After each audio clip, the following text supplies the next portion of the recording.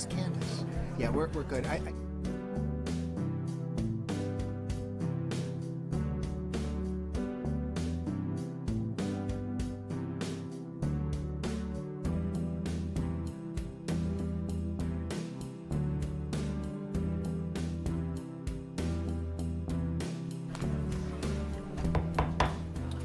Welcome to this meeting of the Anne Arundel County Board of Education for November 6, 2019. Please stand for the invocation followed by the pledge. O God, we pray to administer that which is just in all educational policies, being ever mindful of your guidance. Stir us to action with love, wisdom, and understanding.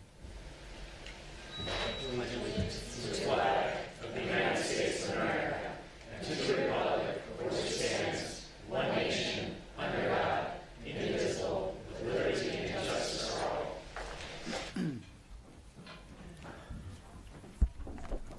Welcome to this meeting of the Board of Education. This meeting is being televised live on AACPS TV and live streamed on the internet. General information and protocols for the meeting are posted on the sign by the doorway as you enter the room, so please make sure you read those if you have not already.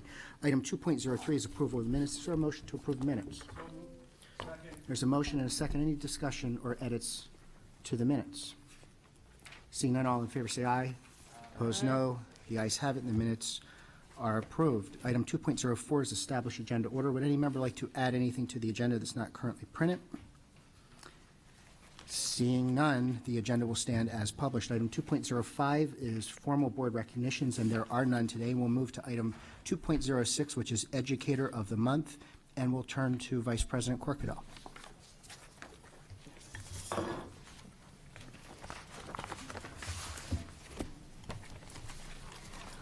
What makes a great teacher?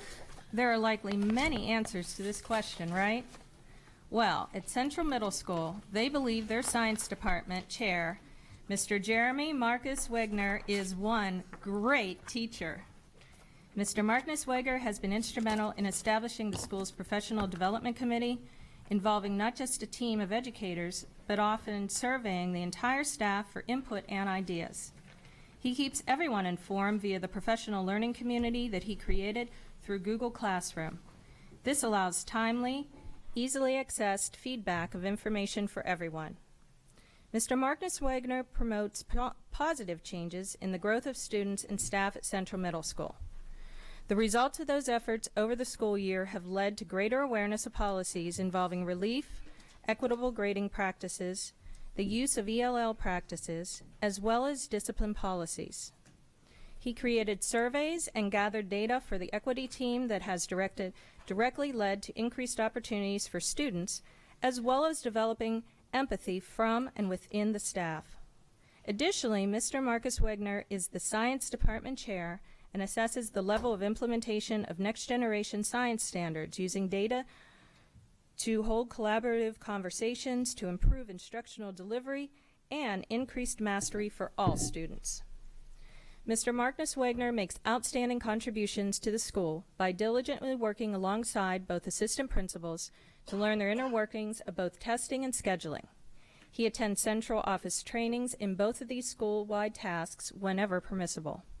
He assists in creating science testing and WIDA testing schedules and communicates with teachers in his department, outlining the roles during these tests. He performs all of his duties with the utmost professionalism and congeniality. He is quick to problem solve, employing the very scientific methods he has taught over the years to properly assess issues, gathering pertinent information only, and then presenting solutions to the leadership team. As you would imagine, Mr. Marcus-Wegner is both well-liked and respected by his students and his peers. Students are quick to greet him in the hallways or when he takes part in lunch duty for the day. Mr. Marcus-Wegner, your attention to detail and thoughtfulness as an educator are to be celebrated. So today, the Board of Education recognizes you as our Educator of the Month for November 2019. Please come forward to be recognized.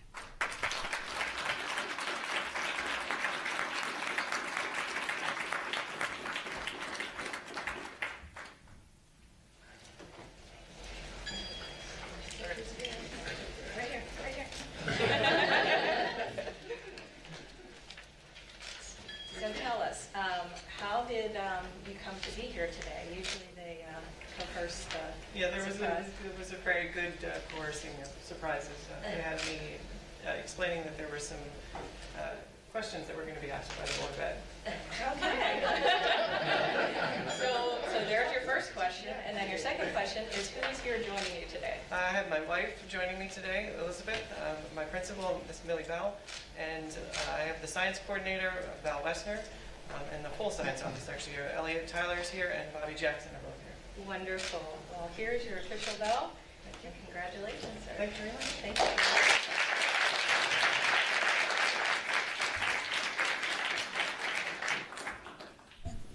Thank you and congratulations. Item 2.07 is Employee of the Month, and I've been told we will recognize the November Employee of the Month at the December meeting. Item 2.08 is Volunteer of the Month, and we'll turn to Ms. Alvi. Consistency is key to volunteerism. It is the knot that ties everything together. By showing up regularly, volunteers demonstrate that the success of the school and its students is their priority. This dedication conveys an important message about the value education to students. Today we are here to celebrate the dedication of one such volunteer, Miss Patti Morrison. The Board of Education is thrilled to honor you as our November 2019 Volunteer of the Month. Miss Morrison has a unique relationship with Fort Smallwood Elementary. Miss Basil, a first grade teacher,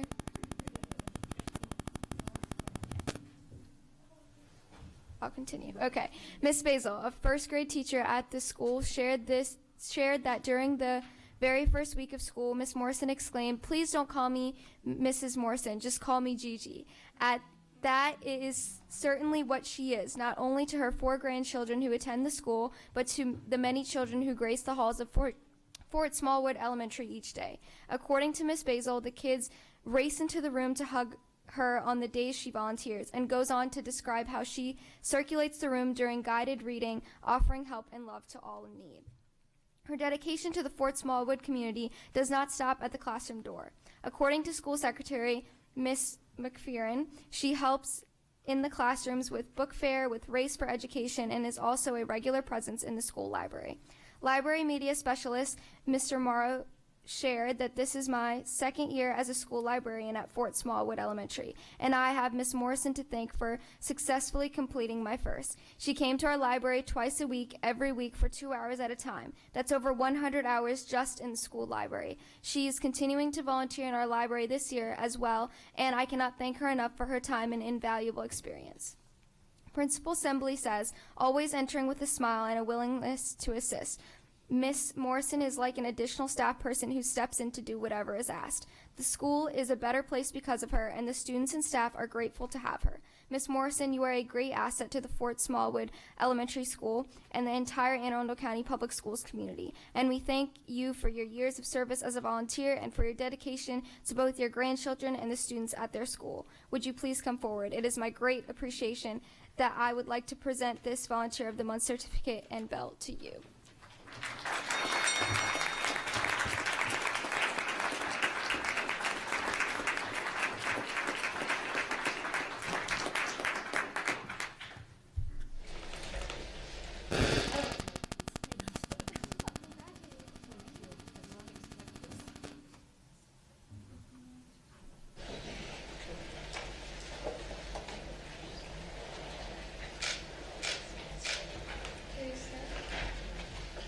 Thank you so much. Wait, further questions? What's the question? So, who did you bring with you today?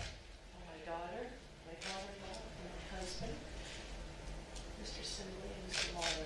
Wonderful. And what excuse did they make up for you to be here? My daughter had a meeting at the hospital. I didn't know anything about Kelvin. That's awesome. Well, thank you so Thank you. much for everything you did.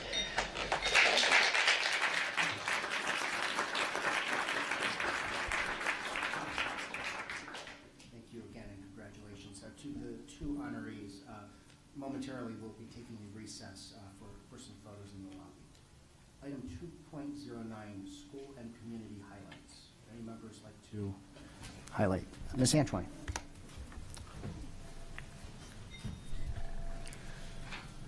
Good morning. Thank you, President Gilliland.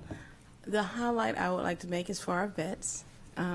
November 11th is around the corner, and I just sincerely want to thank all the veterans, all the active duty, all of the retirees for their service to our country. Without you all, we wouldn't be sitting here in peace today, so thank you. Thank you, Ms. Antoine, and thank you for your service to our country, and of course, Commander Libe. Mrs. Hummer. Yes, last week the entire board took part in a board retreat where we took part in implicit bias training, which is the same training that all of our staff members go through, and then we continue with an in-depth discussion on equity in our schools and looking at all of our policies and procedures through an equity lens. And it was I think it was a great evening. I think it was very productive for all of us, and I want to thank the staff members, Ms. Jackson and Dr. Arlotto and Dr. Gillens, who all came out to help us facilitate that. Thank you. Any further school and community highlights? Seeing none. Item 2.10 is the CAC report.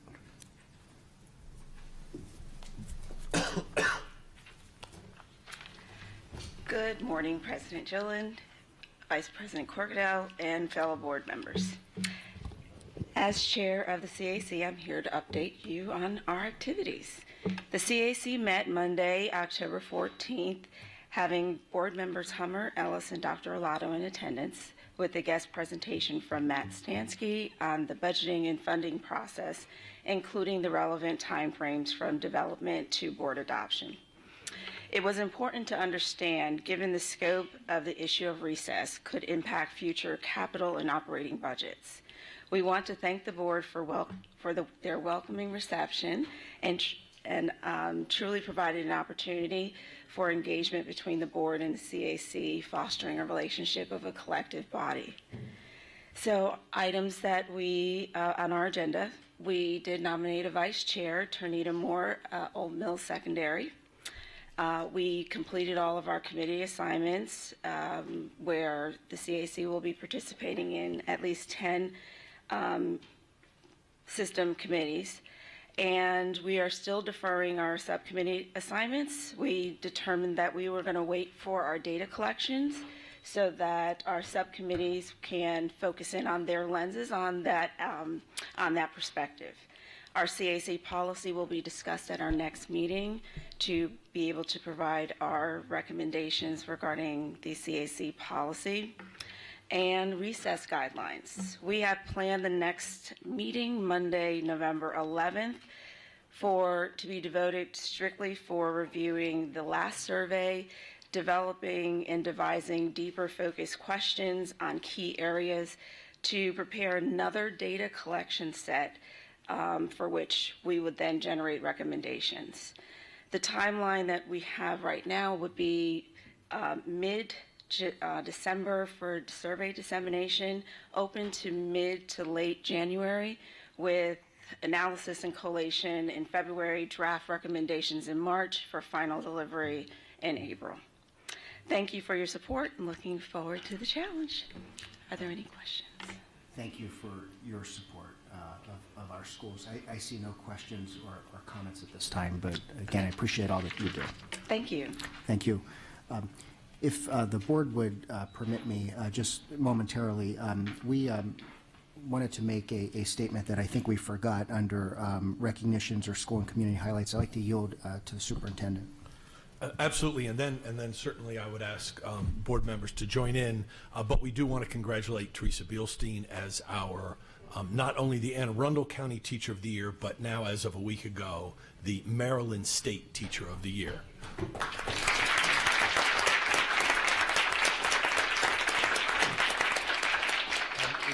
It's always an exciting event. Unfortunately, this year, this was the first year that I was unable to actually attend the Teacher of the Year dinner, and of course, we have a winner. So I will no longer be going to any more of the Teacher of the Year dinners. I have been outlawed by staff to do that, but I was away with my daughter on a commitment that we had in a college visit, and as soon as it was announced, Ms. Jackson got me on the phone, and I got a chance to congratulate Ms. Bielstein It was almost a given for all of us, knowing her expertise and her caring and the way she delivers instruction to children.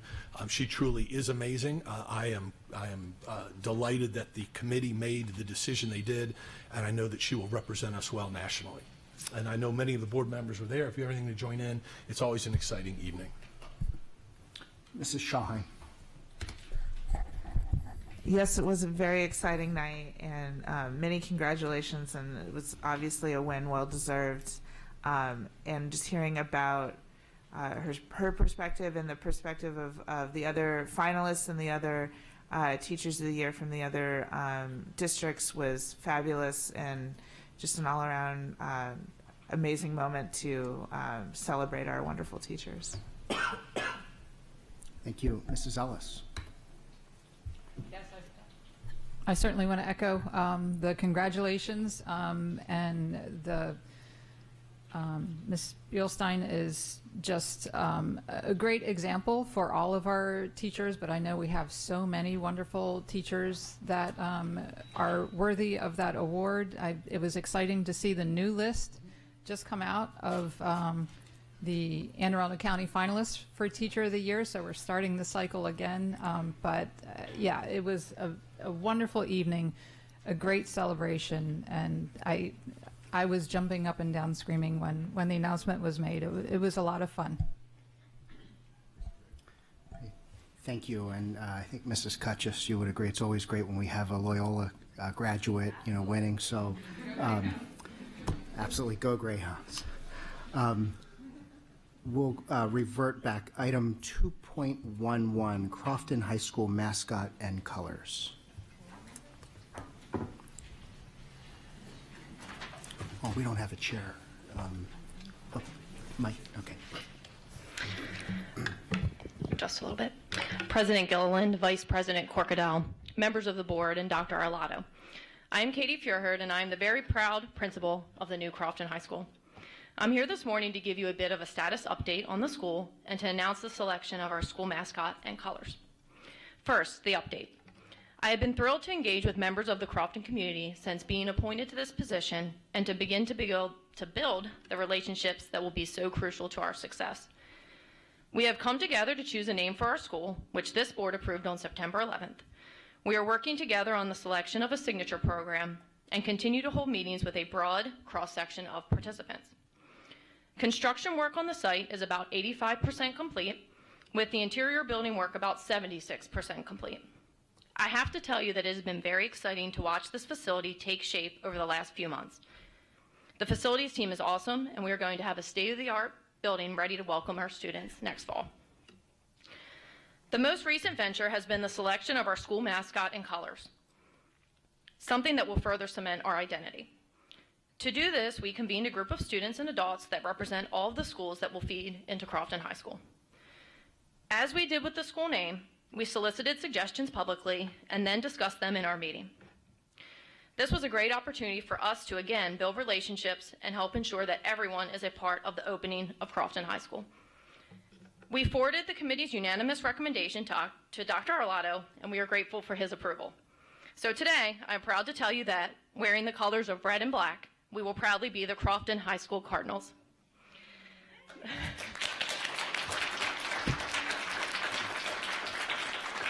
This aligns, as you may know, with the youth leagues in our community, and we are eager to continue to build on that rich tradition.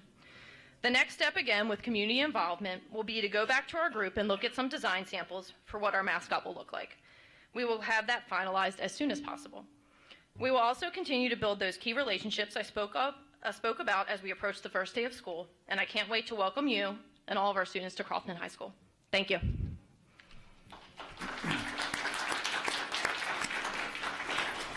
Thank you, Ms. Furhard. Any board members have any questions or comments at this point? Yes, we do. Ms. Alvi. I just want to say that I'm so excited that we picked the Cardinals. Crofton High School is in my community, and my sibling will be attending there, as well as a lot of my friends and their siblings, so I'm just very excited that we finally have a mascot and that they're the Cardinals. If I could just take a moment just to say, Ms. Furherd, thank you. You are operating behind the scenes and have since this past summer. I'm not sure that anybody, and even us as a team, know what it takes to open a brand new high school. We haven't done this from the ground up in 35 years. So for the public and this board, please appreciate the work that she's going through. It is picking a school name. It is picking school colors and a mascot. It is ordering the right number of beakers from our science chair, making sure they have the right football helmets, and working with the athletic department to get the athletic schedules going. There is an incredible amount of work that no one truly realizes to open any school, but to open a high school, and we haven't done it in 35 years. And she is taking meticulous notes because we've got high schools to open in the future, and we're going to be following your lead. We're going to be following your blueprint that you're putting together for our future openings of high schools. So I just want to say publicly thank you. Thank you, Dr. Arlato. You are wonderful. You know, it's such an amazing and unique experience to be in, and Dr. Arlato is it's so much that goes into that, and he is very, comprehensive in his explanation. But, I think one of the most exciting things I'm looking forward to is bringing on a staff, and a staff that supports what we're trying to do as a school system, and really providing that incredible experience for our children. So it is really amazing, and I appreciate it every day that you have selected me for this position, and excited for the work we're going to do together. So thank you. Mrs. Ellis. I too want to thank you for all of your efforts. I can imagine how awesome the responsibility is right now, but thank you for your great leadership. I moved to Crofton when I was just turning 13 years old, and this is so exciting for me. I was holding my breath on this announcement, and it is the correct mascot and colors. I think I might have been a little disappointed if it was anything else. So I am very, very excited. I know several kids who are going to be attending the high school, and I know how excited they are. Thank you. Thank you. And finally, Mrs. Corkadel. So thank you so much for all that you're doing. I think that has been well echoed. But I just wanted to share with you how excited the average person is, whether they have a kid in that school or not. The excitement, and it sort of revived Crofton's hope for, having a, perhaps, in their opinion, a better education. I think a closer to home education, because all of our schools are awesome. But I just wanted to reiterate on their behalf of how appreciative they are of your personal attention, because there's a lot of ways of handling this. And of course, the staff has been so incredibly supportive when they come down to talk signature, and they've come down to, and I've had the opportunity to interact in that capacity. And I just got to say that your professionalism continues to amaze me with each and every step. And we look forward to having you as part of the Crofton community now. Thank you so much. I see no further lights, so thank you. At this point, we'll take a 10-minute recess. Thank you.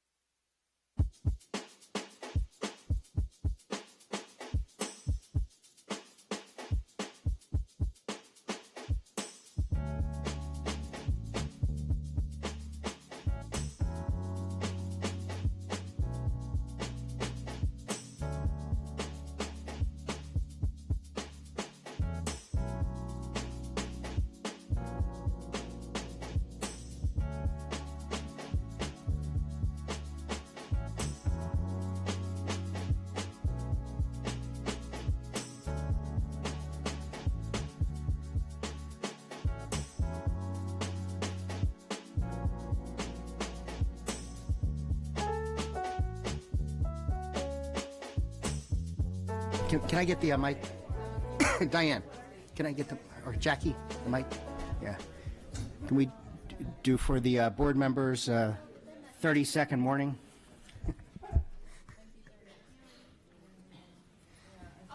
What are we doing now? Public comment.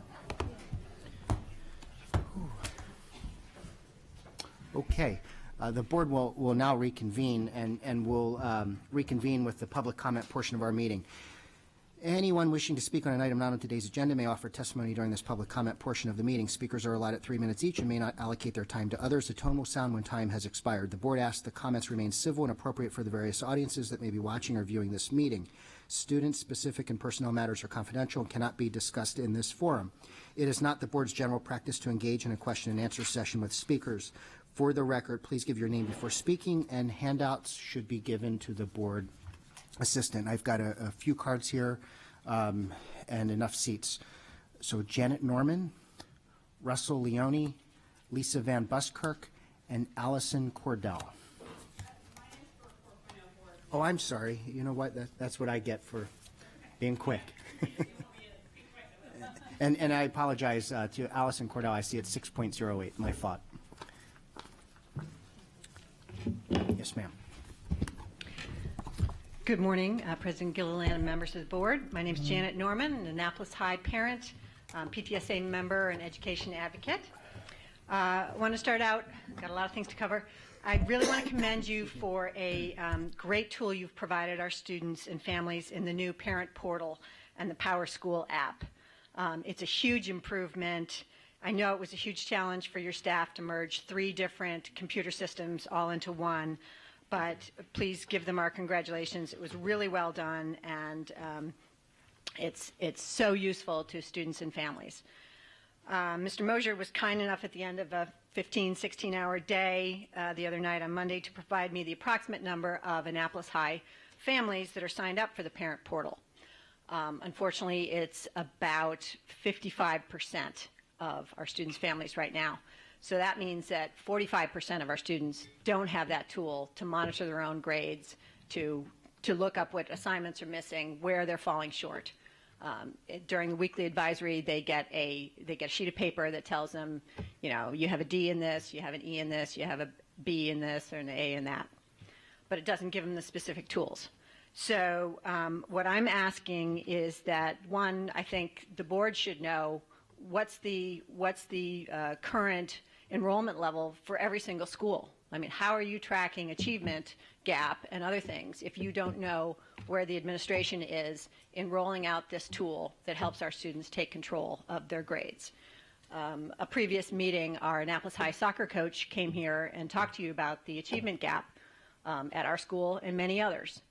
And he talked to you about the 346 students at our school who are not eligible to play any fall sport because their grades were not high enough. So that's a good percentage of our school. So when you're talking achievement gap, you need to look at more than just graduation rates, who has managed to slither over the bar, but to who is really able to access that educational opportunity that you're giving them. So Mr. Gelinas was going to contact me with some additional ideas he had to how we overcome this barrier that a whole new system has been put in, and every single one of your 84,000 students has to re-sign up for this. So how are you going to do that? So while we have this fabulous resource for grades, I ask you to do similar for the transportation system that you're overseeing and you are holding accountable for. It is still a mess. It is totally unpredictable for parents when their bus will arrive. Mr. Teknovich talked about increasing the distances that kids would walk to a bus that you don't know when it's coming. You don't know if it came 15 minutes early. You don't know if it's coming 45 minutes late. That's adding extra traffic to the road, and we ask you to do the same for transportation and put that money for that app into the budget that you are preparing, the $1.3 billion you're going to ask for our taxpayers. Ma'am, if you could please summarize. Oh, you're done. Great. Thank you. Sorry about that. Ms. Alvi. So I actually had a question for Dr. Arlato. With the new app that we're using to track grades, is it accessible in languages besides English? Yes, I've got, Okay. I have only had a very surface sort of introduction to it, but if I'm not mistaken, a language can be picked in the entire, while on the phone, the entire, everything will be converted to that language, and there's multiple languages that somebody can pick. I just thought that would help address, specifically at Annapolis High School, because we have a large ELL student population. So just my thought on that. Thank you, Ms. Alvi. Mrs. Schalheim. I have to echo the sentiment that the Power School app is amazing. I love it too, and I see its value, and so to encourage more enrollment, Dr. Lotto, do you know what we can do to encourage more participation of that? Is there going to be specific outreach in those areas? Well, I know that there has been, right? Okay. Since the summer, we've been rolling out and pushed out a number of Connect Ed messages and information. There were sign-ups at back to school nights where parents could get on and be taught how to log on and get onto the new I don't want to say app, the new Parent Connect. So I know we've done a lot of that already up to this point. Okay, I just encourage us to do more, and I would love also to see, as an information request, to see where we are for every school enrollment wise, what the school enrollment is, and what percentage are enrolled or not enrolled in Power School. And thank you for that in advance. Thank you, Mrs. Schalheim. Mr. Leone. Good morning, President Gilliland, Vice President Corkadel, Dr. Arlato, members of the board. My name is Russell Leone. I'm the president of the Teachers Association of Anne Arundel County. So the Teachers Association, in partnership with the Coalition for Maryland's Blueprint, recently hosted 2 community forums on the Blueprint for Maryland's Future. So we would like to thank all of the community members who came out and members of the board who were able to attend, and also those who sent their regrets, because I know we scheduled one on your board retreat evening. So I appreciate you guys communicating with us that you wanted to be there as well. So many community members came out and attended in order to learn more about the important bill and to be able to ask questions. And we know that this board is also going to continue to support future efforts to ensure future funding of education. The blueprint includes provisions for investing in expanded pre-K programs, more opportunities for students to take advantage of career and technical education programs, and transforming teaching into a high-status profession through raising quality teacher prep programs and also salaries. And it's also looking to update the nearly 20-year-old funding formula and also providing an inspector general to oversee its implementation. Our kids can't wait for us to get this right and to further the progress that we together have made. And I know I'm preaching to the choir when I say this, because I know we're all in favor of educational funding, but I also want to remind the community how important this is. So thank you very much for the time. Thank you, Mr. Leone. Mrs. Hummer, and then Mrs. Schalheim. Thank you, Mr. Leone. Yes, all these forums have been wonderful. I actually will be testifying in front of the Kerwin Commission next on the 12th, on behalf of the Maryland Association of Boards of Education. We'll be speaking out strongly for all the additional funding. Thank you. Thank you, Mrs. Schalheim. I just wanted to thank you for including me on the 22nd. I did attend the forum. I found it very helpful, and yes, I know that we're all in support of more funding, and look forward to the MGA acting appropriately on that. Thank you. Thank you. Thank you, Mr. Leone. Can I? Sure. Ms. Alvi, I wanted to, just met with Mr. Mosier.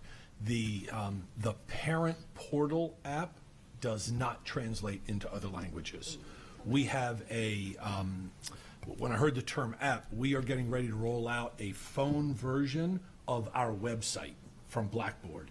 And that communication app can be translated in any language. And there's a whole list of languages, but I just want to make sure that it's really clear. Parent portal is still just in English, but the new app that we're rolling out, which is the phone version of our website, will be translatable.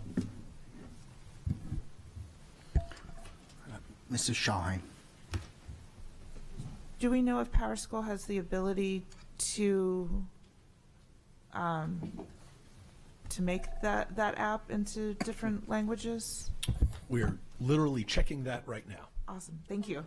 Literally checking it right now. Thank you. Real-time action. We'll now turn to departmental reports. Item 4.01 is the Safety and Security Report, and Mrs. Jackson.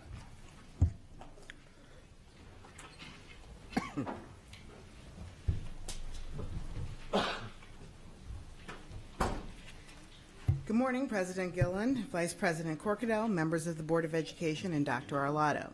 For the record, I'm Monique Jackson, Deputy Superintendent for Student and School Support, and I'm providing a monthly update on security as requested to highlight the work being done in this department. The board received the 2018-2019 arrest data as provided by the Anne Arundel County Police Department. The number of students charged at Meade High School in the 2018-19 school year decreased by 45 from 186 to 141. Although citations were issued for a variety of reasons, the highest number of citations were for assault/affray, which typically are results of an altercation, aligning with the discipline data that we presented to the board several weeks ago. As with Meade, schools from year to year may experience an increase or a decrease in citations. Please note, for public interest, that there is a common misconception that schools issue citations. School leaders do not issue citations. The issuing of citations is at the discretion of the police department. SROs are employed by and are supervised by the police department, not the school system. We never want any of our students to engage in behavior that would result in citations or discipline sanctions. And as such, we will continue to support all of our schools in engaging our students, building positive relationships, and managing stressful situations. We will continue to work with our partners in the police department to create safe, positive learning environments for all of our students.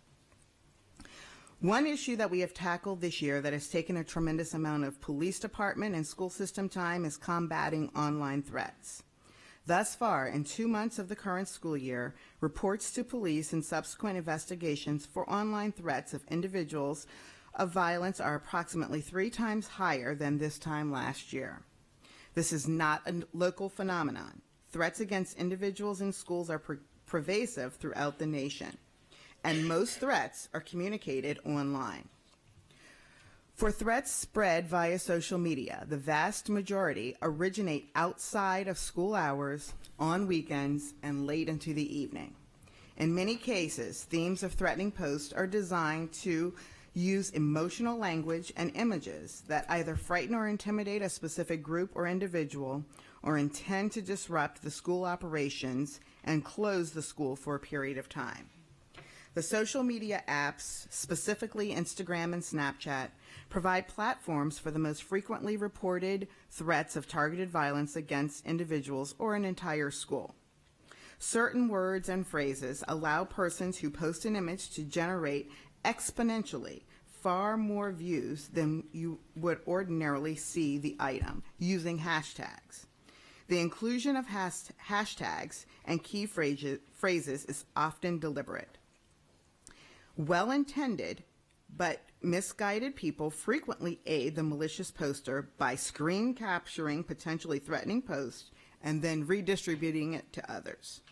By doing so, the well-intended witness performs exactly what the malicious poster intends: the viral spread and panic of community distress. In one recent incident, the absentee rate at a high school exceeded 40% the day after a social media hoax was circulated online. The investigation determined the credibility of the online threat was low level within a few hours, but resultant rumors and fear dramatically impacted the local community. All threats coming to the attention of Anne Arundel County Public Schools and the Anne Arundel County Police Department are thoroughly investigated. The investigations receive support from state and federal partners when necessary. The credibility of an image or a post, etc., is evaluated within a comprehensive threat determination process.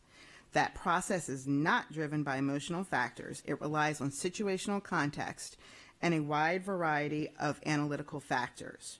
We cannot share the exact mechanism for evaluating the threats and develop response recommendations. Some investigations close quicker than others, specifically when a threat or an image from another area has been reshared locally. Other investigations can be complex. Many require technical investigative skills that are time and labor intensive for police and Anne Arundel County Public Schools personnel. The investigation in many incidents find the poster was just joking, mimic words in a music, video, gaming, popular culture, or simply thought the post would be funny. In some cases, simulated weaponry that closely resembles real weapons is used in posts to deliberately try and intimidate another person or group of people. Criminal penalties for making a threat of a crime of violence that would place 5 or more people at risk, the definition of mass violence, includes possible imprisonment up to 10 years or a fine of up to $10,000 or both. Additionally, the court can order reimbursement to federal, state, and local governments for expenses of responding and the losses incurred. Please note that the appropriate response to a perceived threat is to document or screen capture the item and report it to the police immediately. The Maryland Center for School Safety tip line and the AACPS Student Safety Hotline are anonymous reporting mechanisms, but neither of these reporting systems are as effective as the personal report to law enforcement immediately. Thank you for the opportunity to update you, and at this point, I am available for any questions. Thank you, Mrs. Jackson. We'll turn first to board questions and comments and to Ms. Antoine. Thank you, President Gillen. Thank you, Ms. Jackson, and your team for working hard with the police department to get us that arrest and citations list. I specifically want to also thank the Anne Arundel County Police Department for taking the time and expediting the list to us to see. Of course, looking at the list, you have a host of questions. And I again want to implore to the board that we, because it's separate from the system, as you noted, that we do get the police department to share with us what may be going on, how we can help, and how we can work together to ensure that some of this is resolved. Even though you pointed out that the numbers decreased, we still have pages of citations and arrests. And as a board, I believe we can influence change if we understood better what may be going on. Thank you, Ms. Antoine. Any other board questions or comments? Mrs. Ellis. Thank you. I have a question about actually I have 2 questions, things that have come to me over the last couple of weeks. One of them is if something occurs at a school event, let's say it's a dance or athletic competition, and an allegation is made during that event, what is the appropriate action for the administration? Would it be appropriate to pause or bring a halt to the event to isolate whatever individuals are of concern before continuing on with the event? I could not give you a global answer to that question because everything is on a case-by-case basis. So I would have to work with the principal in that particular situation to figure out the exact nature and then make a decision based upon that. Okay. Could there be a pause? The answer to that is yes, there could be a pause. In every single case, that would probably not be a recommendation, depending upon the nature of the incident. Okay. If a student during a dance claims they were assaulted in any sort of way, would that be means for turning on the lights and bringing a halt to that event? It could be a means. Again, I can't. Every situation is different, so I would have to dive a little bit deeply into that particular situation. It could possibly be. Okay. I'm also going to ask you about a concern that was brought to me about a student who made a claim of being assaulted in school, and allegedly the student was told by the administrator, I don't know what person they were speaking to, that they would be coming in the next day to meet with the assaulter, a restorative justice, I assume, type of practice. The student was not comfortable with that. The student who made the claim of being assaulted had been, in the past, the subject of discipline, had even gone, I believe, to an alternative site for education.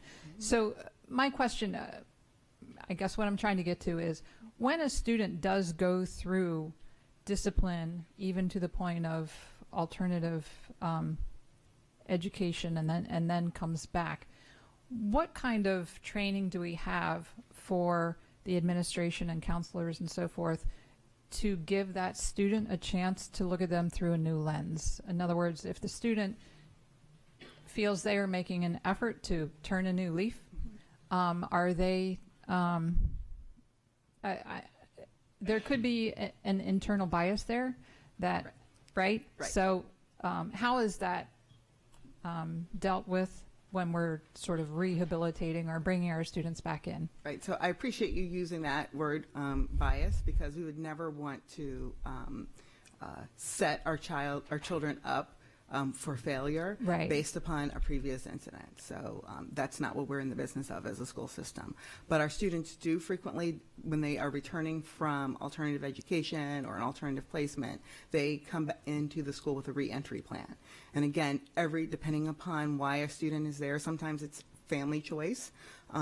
So every reentry plan is different based upon the needs of the student. The reentry population, perhaps when the student left, they were a ninth grader, and as we've talked about before, ninth graders are a little bit different at the beginning of the year than they are at the end of the year. And so the counselors at alternative schools, as well as our staff in the Office of Alternative Education, really work with both the home school and the receiving school and the exiting school in both situations. So sometimes a safety plan is put into place. But going back to your initial statement, the best thing to do is, I would love to get more information about that particular case. And so if you would forward that case to Dr. Arlotto, because as this board knows very well, every single case you forward to us, we get right on to investigate, because we want all of our students to feel safe at school. Right, so I would and obviously, absolutely love to look more into that case. Right, obviously this is not the place for me to bring the specifics, Absolutely. and you agree with that. But it brought the question to my mind. I understand the plan and the involvement of the counselor, but does the administration, who has a history of discipline with this child, do they have the training to just be reminded? Absolutely. Every year, I think I've mentioned this before, we go through all of that during our May principals level meeting. And so all of these, there are lots of questions frequently come up about, are the administrators trained to do this, or if they're trained to know policies or procedures or protocols. That is what we dedicate the entire May principals meeting to. And so I will end with what I always end with. Are principals trained? Absolutely. Are our principals human, and do they absolutely make mistakes just like every single one of us? Yes. And when they do make mistakes, just like our restorative practices, we work to repair harm. And we will absolutely continue to do that. Thank you. Okay, thank you, Mrs. Ellis. Mrs. Schalheim. Thank you, as always, for your report. I assume we're still evaluating the processes that occurred or were absent for recent incidents at the school dance. Have there been any major changes or adjustments to the graphic that was posted in light of what we could always do, work to improve? We can absolutely always work to improve. We have taken some of the recommendations from the parent. I will continue to work with my team, and as I stated before, when we do our retraining, we will definitely take a look at that. As our school populations, the number of students increase at our buildings, and our buildings don't get bigger, we may have to take a different look at the way we do dances. I would love to have virtual dances, but I don't think our students would like that. Since that's out, we will continue to take a look at how we can better serve the needs of our students with the limited space and such. Can you share with the board what recommendations are being incorporated into those processes as a result of meetings and the investigation as a whole? Absolutely. And again, we haven't, it's an ongoing process, so it's not going to be like tomorrow or anything like that. I know, yeah. But as we get towards our May principals meeting and we continue to look at, I would like to not just be reactive to one incident, but as we take a look at the school year as a whole, that's what my team does. We look at football games, basketball games, and so as basketball season is coming up, and again, we're gathering large groups of students, there are other data points, quantitative data points, and qualitative data points that we could use to make our system better. Okay. Thank you. Thank you, Mrs. Schallheim. Mrs. Hummer. Yes, Ms. Jackson, the citations list that we have does not include whether those actually resulted in charges or arrest. I mean, the citation is not So a citation is, from my understanding, a paper arrest. Arrest. Yes. And so, but do we have, or can we get the information to find out, because I know it was stated before that many of those citations don't result in ultimately in charges, but students go through diversion programs and other alternatives. Would it be possible for us to request that information from the police department? I will absolutely request that. Okay, just so that we can know, because our goal is, for any consequence, is we believe their children, that they can be educated and changed and have this. And if we can, I think it would be helpful for us to know which of the diversion programs are working and what are the results from that, and what the police are finding is most effective with those as well. Absolutely. So, thank you. Thank you, Mrs. Hummer. I see no further board questions or comments at this time. Any public comment on this item? Yeah, please. Hi, good morning. My name is Jessica Ewing. Ms. Jackson, thanks for your report. That was very informative. So there's a couple of things that I found interesting in that report. Namely that we are looking at the parent of any incident for suggestions on how to do better. We have an entire country full of educators and education systems that I think that we can derive best practices from in that way, which would be a much better and more efficient use of everyone's time rather than asking a parent in crises to develop good policy. So I think that's something that the board ought to consider along with the school system. And the other thing that I found interesting is, and I've heard this before through the council the other night, is that there's so many citations at Fort Meade and we wonder where they come from, which I think also brings up an opportunity to say, so we have these citations and these things are happening in our schools, but we're not talking about how disruptive that is to the students who are trying to learn that are there, who are subjected to bad behavior from their peers. And I struggle with that. I mean, I have kids in the public school system, and I think that, I understand giving each kid an education and making it least restrictive, et cetera, but at what expense? And where do we draw the line? I feel for kids and I feel for families, but you can't put a whole other group of people through an education system where they can't focus and they can't learn, and we just feel sorry for kids getting citations. So I hope that I've emailed all of you, and so I hope that we have an opportunity to talk. I've talked to some of you, Dana particularly, and Melissa, I think you've emailed me. Anyway, I think there's an opportunity where we can find some common ground. And in order to do some of the things I'd like to see done, and maybe some of you, we'd have to get some changes in the state legislature. And I'm happy to help try to have bipartisan efforts this session to do that so the board can move forward and do some things. So I look forward to that opportunity and talking to you guys. Thank you very much. Additional public comment. Hello, everybody. I'm Jennifer Sowers. I wanted to thank Ms. Jackson for her report. It was a lot more expansive than what I've heard previously, which is exciting. I would ask that, I think as the governing body over, Ms. Jackson, Dr. Arlotto, I would ask that you guys maybe reach out and say, this is the standard and this is the information that you need to bring, and have it be the whole county, not just specifically one high school, but maybe she could highlight, and these are suggestions, she could highlight trends throughout the county, maybe get some more information like you guys are talking about from the police department. And also these, the citations, they list the hour that it occurred. So I don't know if the police department, I know they're shorthanded and the system is very old that they're dealing with to pull the data from, but there should be a way that they can organize it based on when the schools are open, so that you guys have data that's a little bit more accurate. And I think that that's extremely important for you to make decisions on. And if you guys don't have the data that you need, or you don't have the protocol that's used across the county, it's hard to make informed decisions when people come up here and ask you guys to act. And the only way that we can get change is if you guys actually know what's happening out in the field. We appreciate all of the time that you guys put into your positions, and I just want to tell you thank you also.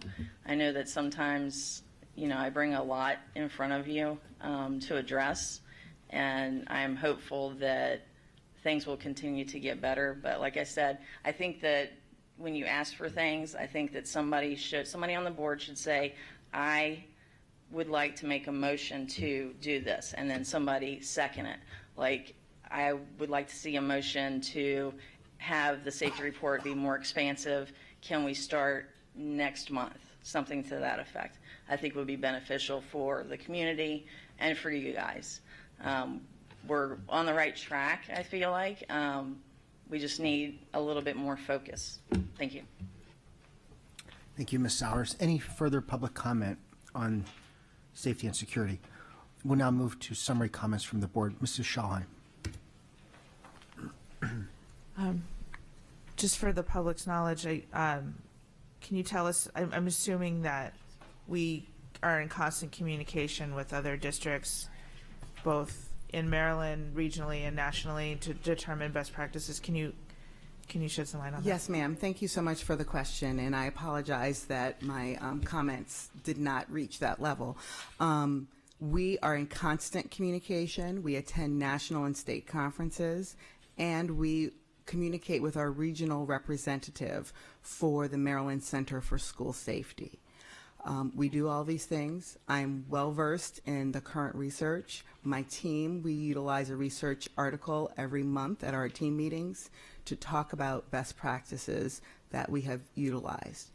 My comments that I made were in reference to the specific school incident. Sure. So we utilize that school incident, the information that we got from that incident, to continue that work that we have already started. So thank you very much. Perfect. And I would, if I could add to that, Mrs. Schalheim, and I know that I've broached a subject with the public and this board on a number of occasions.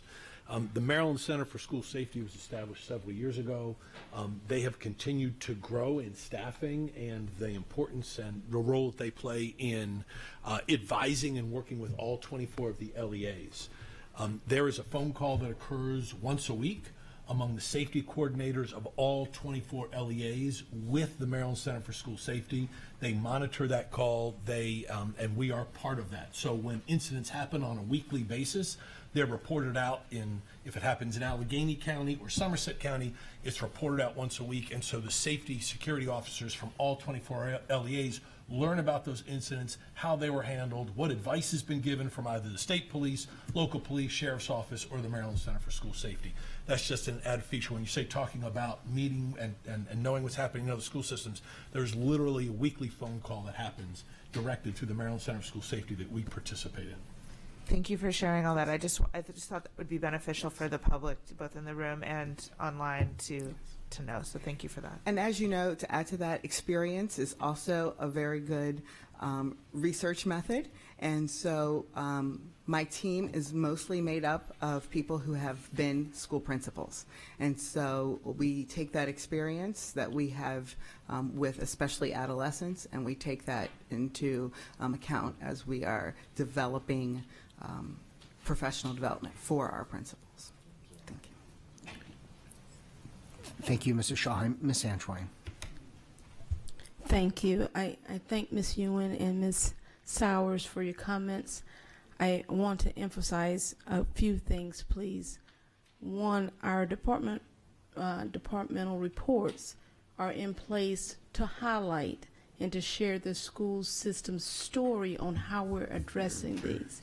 What has occurred, fortunately and kind of unfortunately, because of the time constraint, is designed to be only about 15 minutes for all the reports.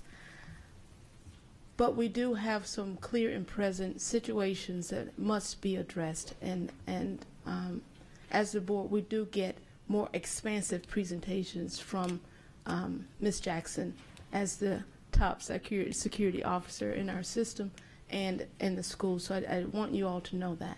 I also wanted to address the fact that we are not leaning in on one specific school. We are most certainly, as the board and as a system, focusing on all, because all means all. However, that list, there were certain items and entities, I'm careful about my terms, but some things were too blatant to ignore. And this is why the focus has been the way it is. So thank you for your comments. Thank you, Ms. Antoine.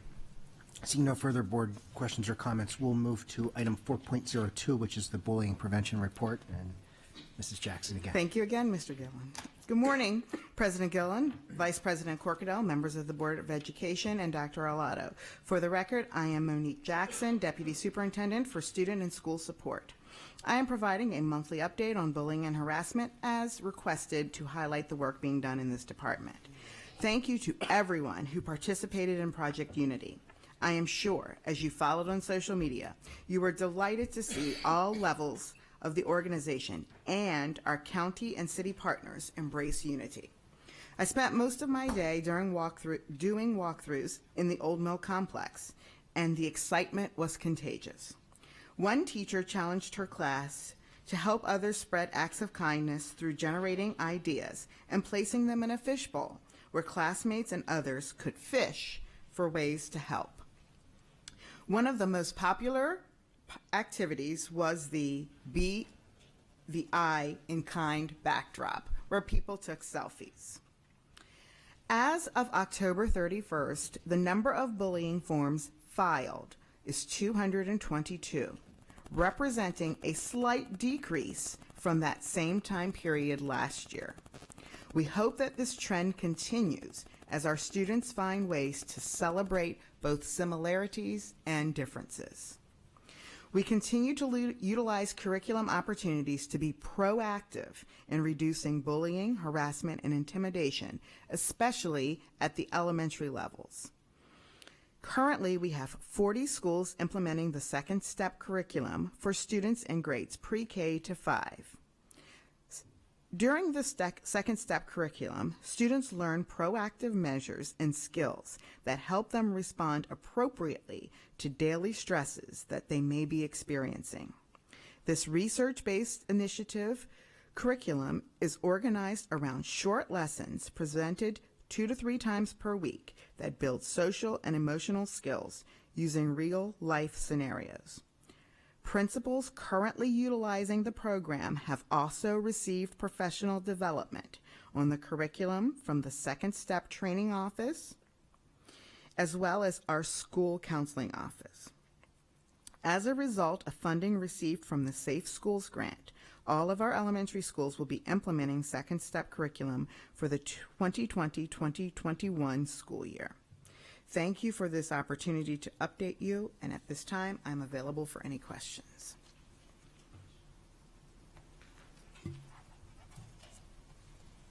Thank you. Ms. Jackson, Ms. Hummer?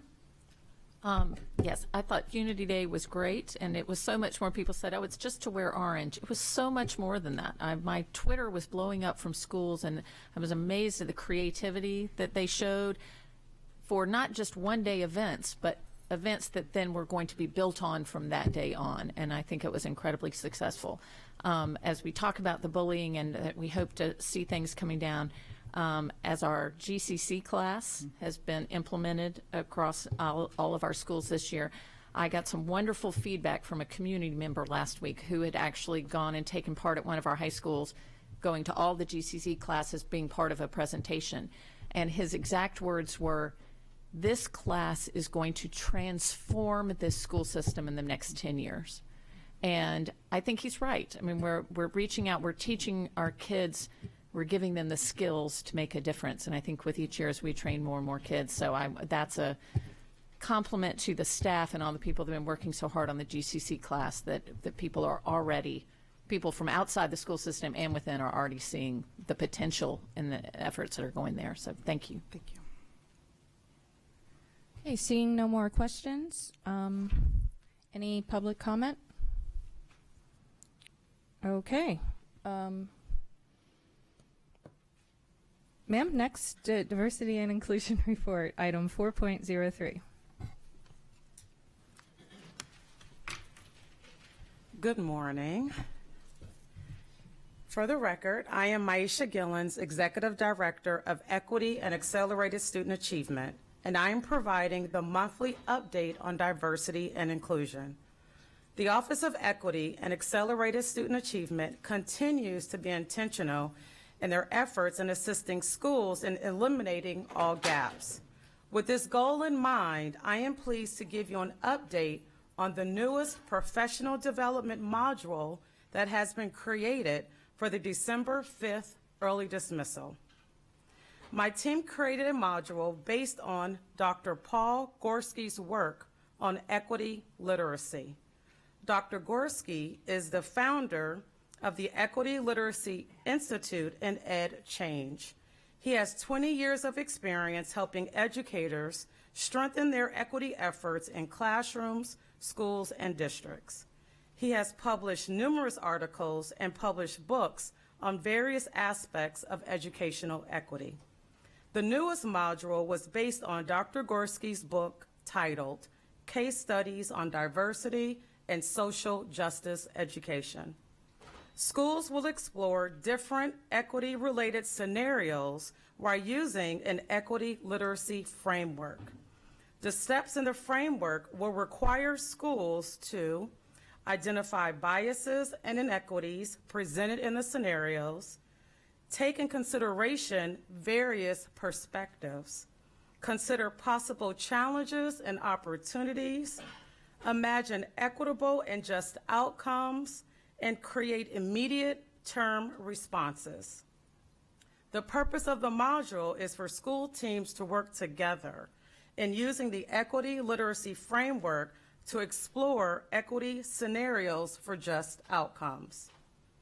I would also like to take this opportunity to share with you a partnership between Professional Growth and Development and the Office of Equity and Accelerated Student Achievement.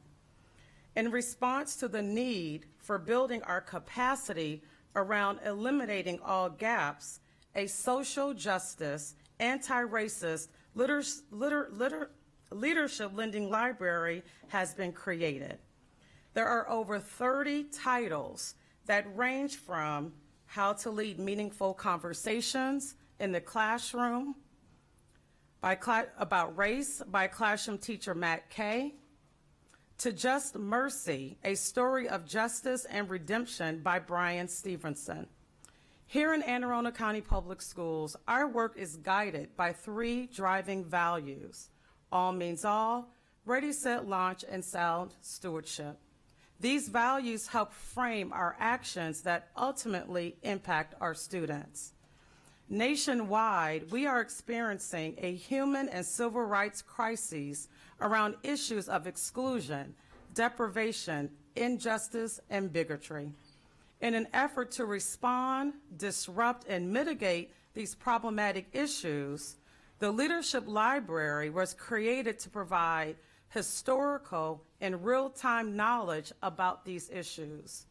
The Social Justice Anti-Racist Leadership Lending Library provides staff with opportunities to read a variety of social justice anti-racist leadership text, to build the capacity of justice-minded school and central office leaders, to explore critical issues in order to create a culture that fosters open conversations about race, racism, xenophobia, and exclusion, and to build our equity stamina. It is the joint belief of the Office of Equity and Professional Growth and Development that if we provide staff with opportunities to study, ask questions, and reflect, we will create spaces and places for everyone to take thoughtful actions that create equitable, inclusive, and justice-oriented learning communities for all students. Thank you. Thank you, Dr. Gillen. We'll turn to board questions and comments. Ms. Antwine and then Mr. Schauheim. Thank you for that. Thank Dr. Gillen. Loved it. That was beautiful. Thank you for that. I want to thank you and Ms. Jackson for our retreat not too long ago. Learned so much from that as well. But most certainly thank both of you for your leadership in change management for our real-time concerns that are, I will use the term, poisoning our school system. Thank you for your work on that. There have been, my question concerns our CAC, and wanted to know how your department works with the CAC to take what the parents and the community may be sharing about some of these concerns and introducing that into your way forward. That's a good question. In the past, I've been invited to speak to certain topics around equity. This year to date, I have not been invited yet, but I welcome, okay, we're making a connection, to have a conversation. Okay, there we go. It's going to be on the books, right? Okay. I'm already on the books. See, there you go. I just don't know it yet.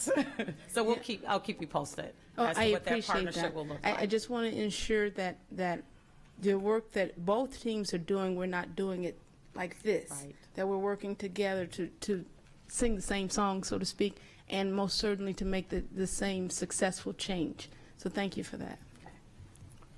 Thank you, Ms. Antwine. Mr. Schauheim. Thank you, as always, to both of you for your presentations and also for the retreat. I, too, also learned a lot, and so I'm grateful for that. I have one question about bias reporting this year. What do those numbers look like so far? Do you know? Do you have this? Okay, thank you. Mrs. Jackson has the list in front of her. Thank you.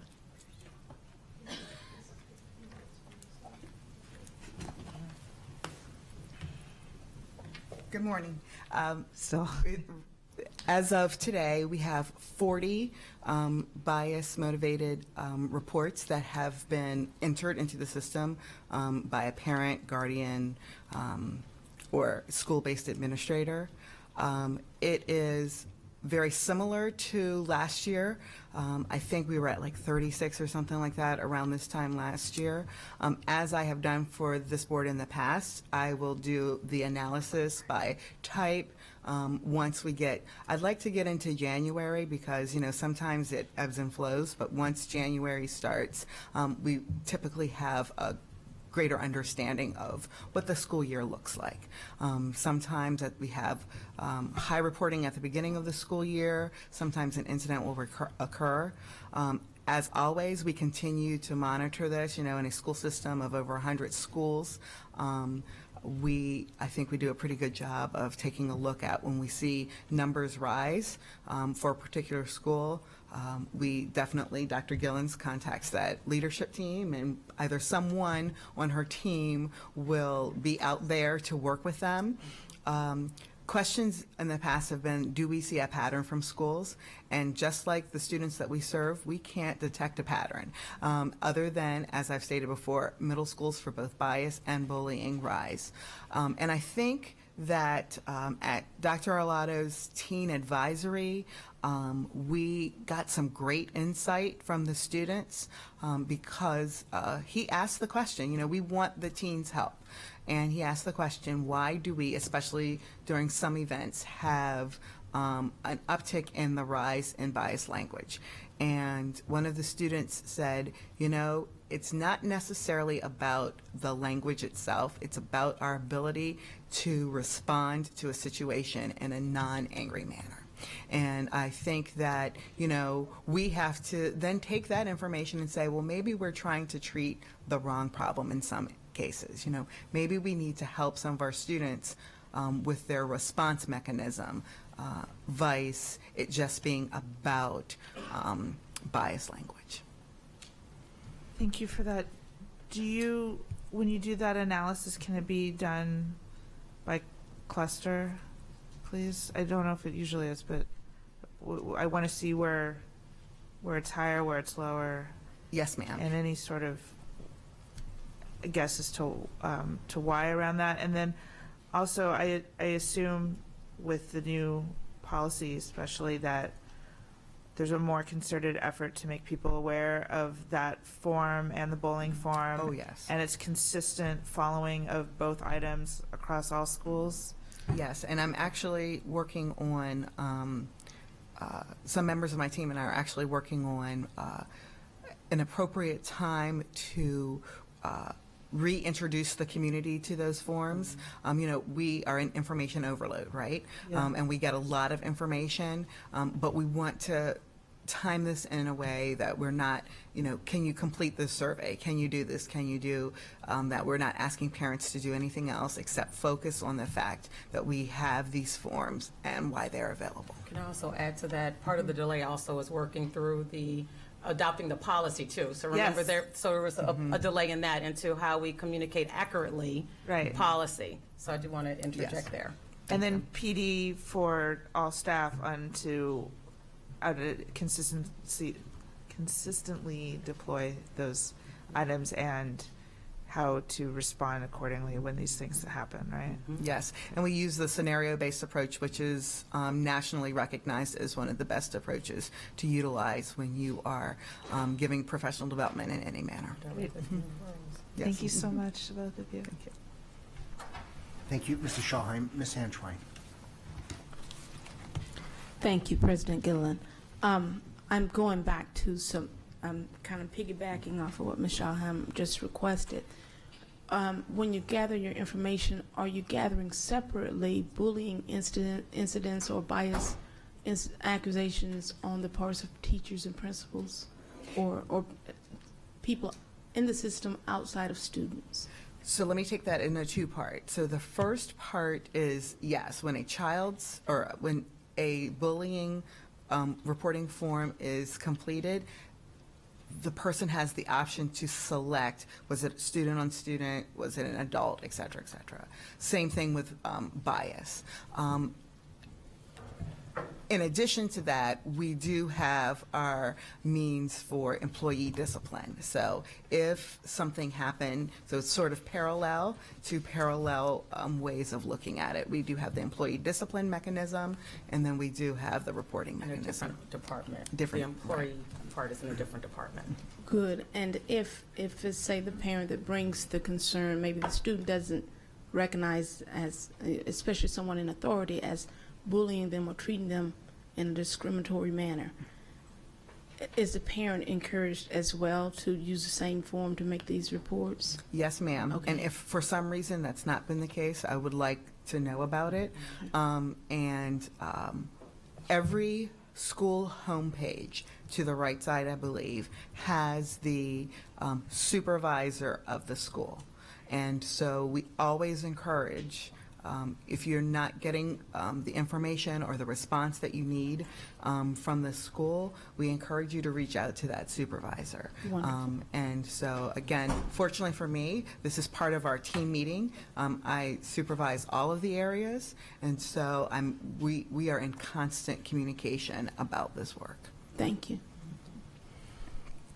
Thank you, Ms. Antoine. I see no further board questions or comments at this time. We'll turn to public comment on diversity and inclusion. Any public comment at this point? Yes, ma'am. So Jennifer Sowers again. So I would just ask that, the last 3 reports that we have, I think it would be appropriate for whatever is in writing as far as protocols for safety, security, bullying, prevention, diversity, inclusion, all of these things to be actually sent to the board members so that you guys have an opportunity to view them.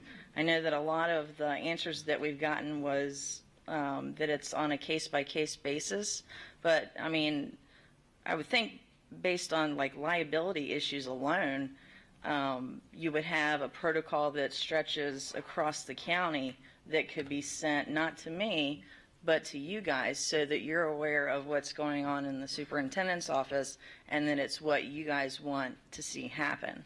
And also, I don't know if you guys can answer this, but can you specify what is sent to you monthly? Is it always the same data? Is it, inclusive of what incidents occurred and, what the outcome was? Can you kind of explain what is provided? And is it a standard now? Have you guys made that every month you get a report from Ms. Jackson or Dr. Gillens? Thank you. Okay, thank you very much. Yes, please. I had no intention of doing this twice, but sorry, Jessica Ewing. Something that I actually talked to Dana about yesterday that I see a concern with. So it doesn't matter who the superintendent is that sits in a seat, right? There needs to be a policy. And what we have right now are loose protocols for many important items. Now, I understand you can't cover every single little detail, but we should have a standard policy for how an assault is handled during after-school hours, how an assault is handled during school hours, the exact policy and procedure that someone is supposed to follow, standard operating procedures. It's how all businesses work. And right now it's kind of like, nah, we kind of decide as we go. Well, that doesn't work. And so I feel like if you had, when an assault is reported, the first thing that happens is you contact the parents. And you just go down the line of simple procedures that you should follow. And it shouldn't be up to the superintendent or anyone in the school to decide what those are. It should be up to the board, who is in charge of creating policy. And it is the superintendent's job to then go roll that policy out. And so I feel like there's an opportunity here to have more legislature and oversight instead of the, oh, we don't have a procedure, oh, just kidding, today we do, and then it's posted online, which we saw happen. So that's all that I'm asking. Thank you. Okay. Thank you, Ms. Ewing. Ms. Alvi. Yeah. You're going to wait? Okay. Yes, ma'am. Mrs. Norman. Janet Norman. I appreciate the question about for the diversity and inclusion and the bullying reporting forms about how they are working through the CAC to distribute those to the general public so that they know they're available.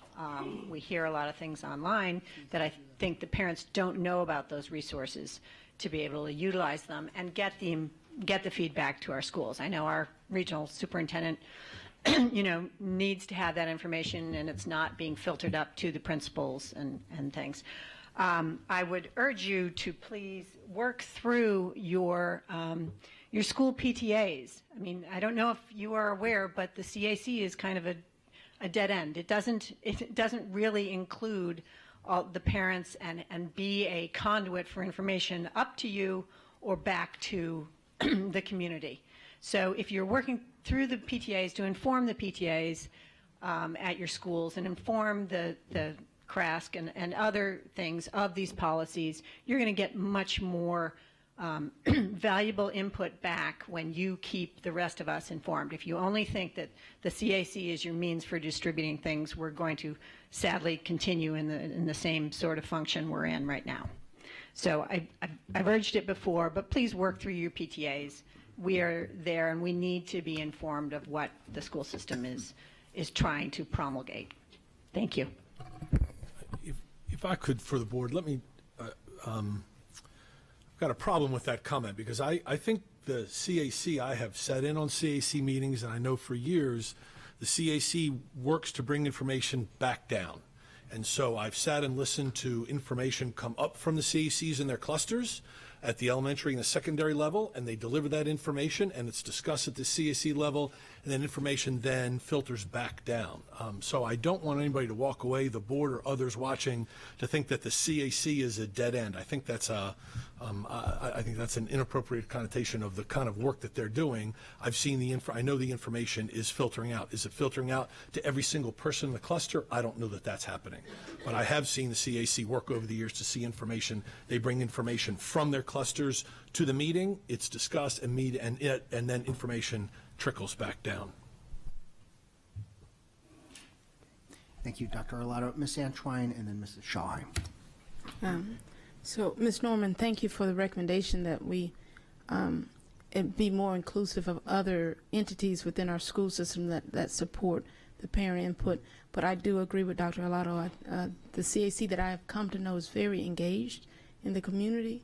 They're very engaged in keeping us informed. As you see, they come to us every board meeting. We want to be able to take an approach, though, where we're integrating efforts, because a lot of work is being done on the behalf of our school system and especially for our students. So I do agree, Ms. Norman, with what you shared, that we can involve others, but our CAC is dynamic and they're doing a superb job, especially considering their set of volunteer parents, most of them. Thank you. Mrs. Schallheim. Yeah, I want to echo that too. But I also think, and Ms. Jackson, I'm sure you'll correct me if I'm wrong. We share that information, all of this information, with not just the CAC but the PTAs and the PIAC. I mean, I sat on the PIAC before.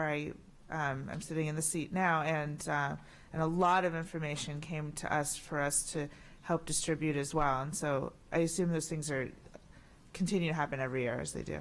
Yeah. Cool. All right. And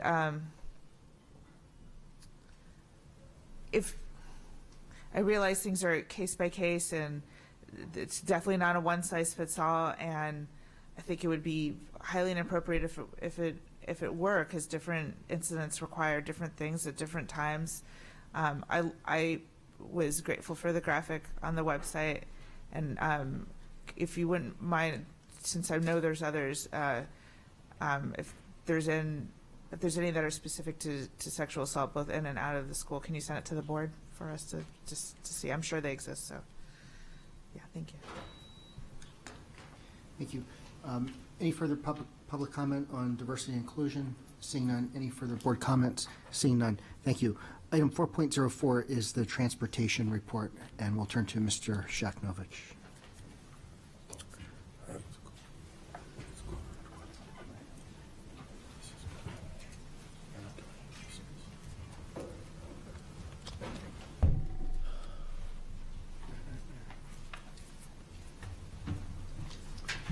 Morning. For the record, I'm Alex Shaknovich, Chief Operating Officer. Wanted to give you a brief update on 3 topics relative to transportation. One, wanted the board to know that we, Anne Arundel County Schools, inclusive of myself, facilities, transportation, is working collaboratively. I don't know if you know, but the county's in the process of updating their transportation functional master plan, as well as adopting a Move Anne Arundel resolution that actually is going to go to work session this upcoming Tuesday and go before the council the following Monday, the 18th, I believe. So the collaboration essentially involves the school district working with the county's offices of transportation, Planning and Zoning and DPW to expand walkability and bikeability. I know they're not official words, but those are my words to describe them. The county is also engaging a consultant to study walk sheds around schools specifically as part of the functional master plan to identify areas within the county where we can collaboratively, and we being school district, public works, as well as the development community, can put in strategic pieces of infrastructure that could be sidewalks or could be bike path, bike lanes to increase safe and appropriate access to schools. So the county is funding that effort. The report's going to go back to the county to inform the process. But I'm very encouraged, and that effort on the part of the county is being led by the county CAO, and he and I just spoke as recently as yesterday about that. So that is ongoing. Item 2, I'll use the word walk shed again. I told the board earlier that we are creating our own walk shed boundary maps that to a high degree of accuracy specify where the walk transport zones are. They're continuing to be developed and incrementally deployed to schools. I think 2 other clusters are getting them or on the verge of getting them. So our plan is to have all that in place before June, and I believe we're on target to do that. The third thing is something to improve the self-serve ability of our parents and guardians to identify where their specific bus stop is, what bus number it is, and what location it is. So if you're familiar with the county government has a very robust, actually, GIS platform where you can look up multiple things. You can type in your address and find out who your elected leaders, elected appointed officials are, what your library is, what school you're assigned to, et cetera. So there's many, many, many layers. Our process for a parent or guardian to identify what specific bus or what bus stop or what bus time they have has been clunky over time. Again, my words, it's not as friendly as it should be. It requires you to go to your school where you'll see the list of all of the bus routes assigned to your school, and you're going to have to comb through that data to identify either your school community, your street, or maybe the closest street. So it takes a lot of work on the part of parents and guardians. We're looking to essentially, and I think by mid-year this year, we're going to be able to stand it up. It's in piloting and being test bedded right now, but be able to essentially replicate that great degree of functionality that one can find on a county system. So you will no longer have to go to your school, comb through all of the buses assigned to your school, which for a high school can be, as many as 40, 50 buses. You'll be able to simply punch in your specific address and up will pop the bus you're assigned to, the location of the stop, and the time assigned to that. So again, by mid-year, we hope to expand that. So we think by providing the walk shed maps, individuals can self-perform, right, get their information themselves in terms of where the lines of demarcation are between walking and transportation zones, as well as much more readily and easily access the specifics regarding their bus stop. And with that, I conclude my remarks. Okay, thank you, Mr. Shaknovich. We'll turn to board questions and comments. Ms. Antoine and then Mrs. Schallheim. Thank you for that report, Mr. Shaknovich. I have a question about, I woke up this morning and News 7 was making announcements about bus drivers needed hiring now, and I considered it like a closing school on a snow day announcement. I was anticipating hearing Arundel County in that list of school systems that were hiring bus drivers. Are we looking to do more advertisement with the mass media for that effort, or is that something that's left up to the contractors that we outsource to do? So we work collaboratively with our human resource department. They've got an advertisement, campaign, multimedia campaign to recruit and hire bus drivers that we directly employ. We do not advertise on behalf of contractors, but not to say that they don't. So I'm familiar that many of our contractors have some pretty aggressive advertising campaigns. I don't know if you recall maybe driving around the county across the summer, you've seen buses parked on all over the county with banners hanging off of them. Those are contractor buses and contractor paid for banners, but no, we're not currently using taxpayer dollars to do recruitment activities for private companies. So we're using the taxpayer dollars to do recruitment for our employees of the Board of Education. And that's what I wanted to know and understand. I don't think the other counties are doing that either in their advertisement in terms of misuse of a tax dollar, but it is getting the word out that, hey, we have opportunities here. Right. And so that was the question, that was the basis of my question. How are we getting the word out more effectively to people who may want to be part of the system, but with the understanding that if we outsource that onus is left up to the contractor? Yeah, I will say that, I mean, there's just been so much media attention to the driver shortage. I mean, almost every media outlet has been, both print media and, TV, radio.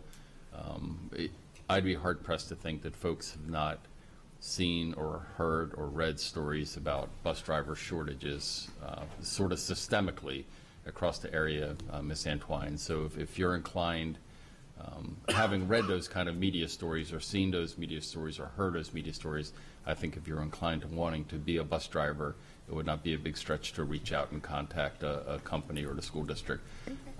Now, we will, if somebody reaches out to us and we don't have openings ourselves, we do, though, refer them out. Good. So we'll act as a referral service because we've got an authorized FTEs for bus drivers. So when we're filled, we'll retain that individual's name on file should we need somebody.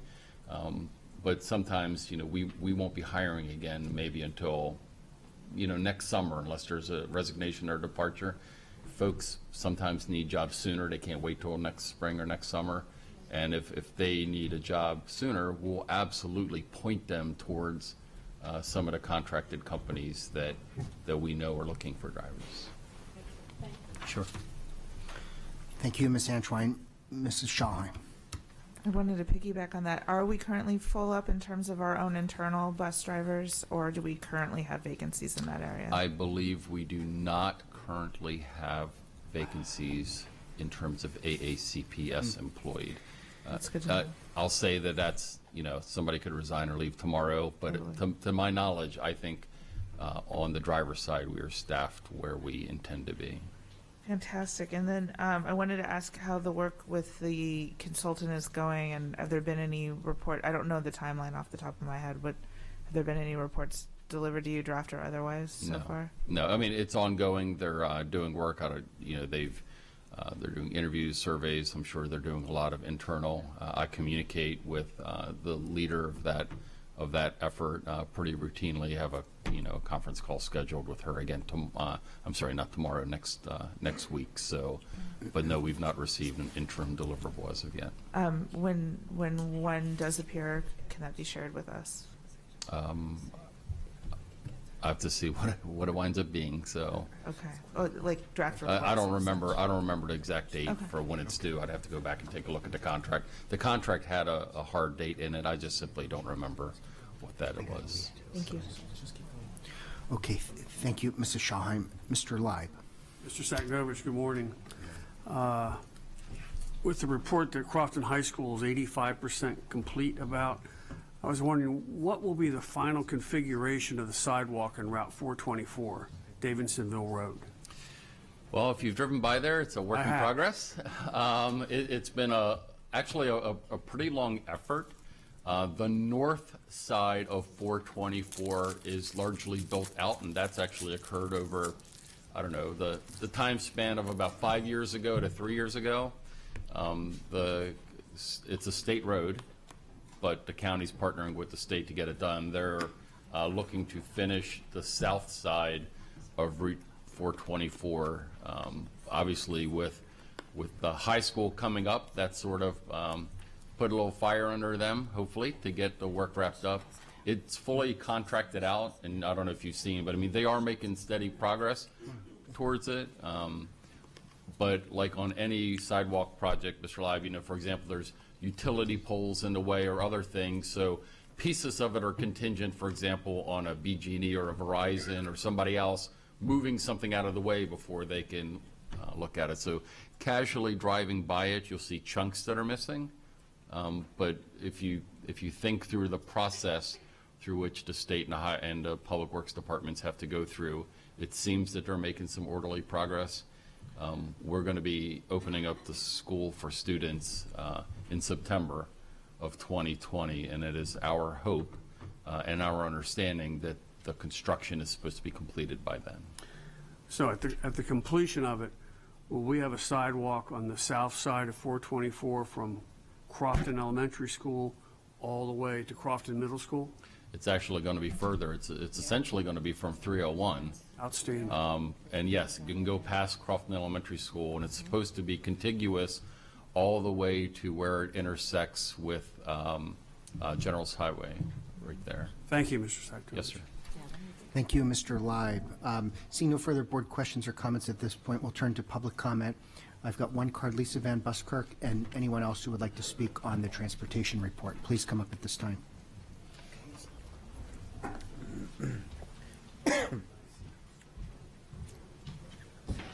Good afternoon, Board of Education. Lisa Van Buskirk, Start School Later.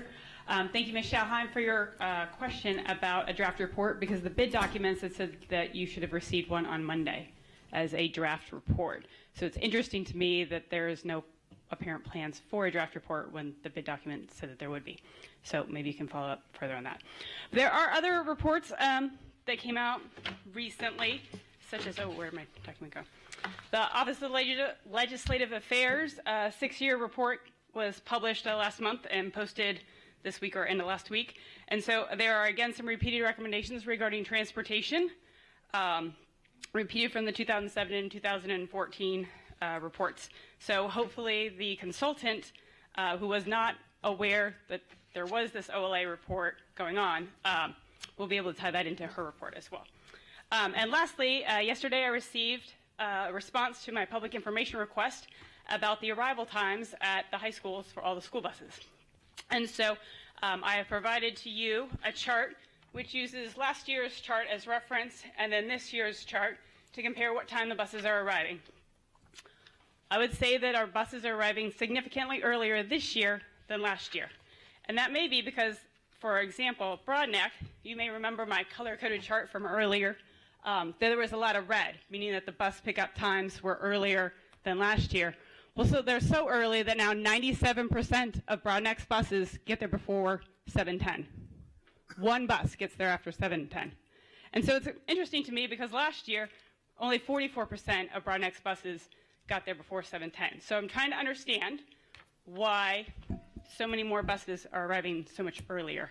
And that is a consistent trend across most of the schools, with earlier and earlier percentages for their arrivals.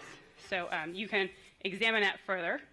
And so as part of my data, looking at it, I was comparing then the buses that routes that I had pickup times for. And when there was missing data, I filled it in with yellow. So based on my the document I got yesterday from public information request, there's a lot of yellow here, where it's both buses that have pickup times but no arrival times were provided to me, and also where there are arrival times but no pickup times from the website. So transportation has my spreadsheet, and they're going to be looking at this, I hope. But I would like to go from yellow, meaning missing data, to answers. And then that may change our numbers slightly for the arrival times. Excuse me. But I think consistently, I'd like to know why are so many high school buses arriving so much earlier this year. Thank you. Thank you. So Jennifer Sowers again. Part of what I wanted to say, Lisa covered. The Office of Legislative Audits released the recent audit of the school system, and when I was going through it, there are several concerns about transportation that impact financial matters and you guys' budget. And so I would just ask that maybe next month that they come to the meeting with a plan on how they're going to address those shortfalls and a timeline on how that's going to happen. Thank you. Thank you. And Just for the public's interest as well on that topic that you raised, we do meet with our independent auditor, or internal auditor as well, who's independent of the school system, and he gives us feedback as a board. So that is happening, perhaps not in the public's eye, but there certainly will be, some public transparency on what's unfolding there. Mrs. Schalheim, and then Mr. Grannon. So in terms of the OLA audit, I assume that the transportation consultant has a copy of that and is incorporating those things into her work. Thank you, Mr. Sheknovich.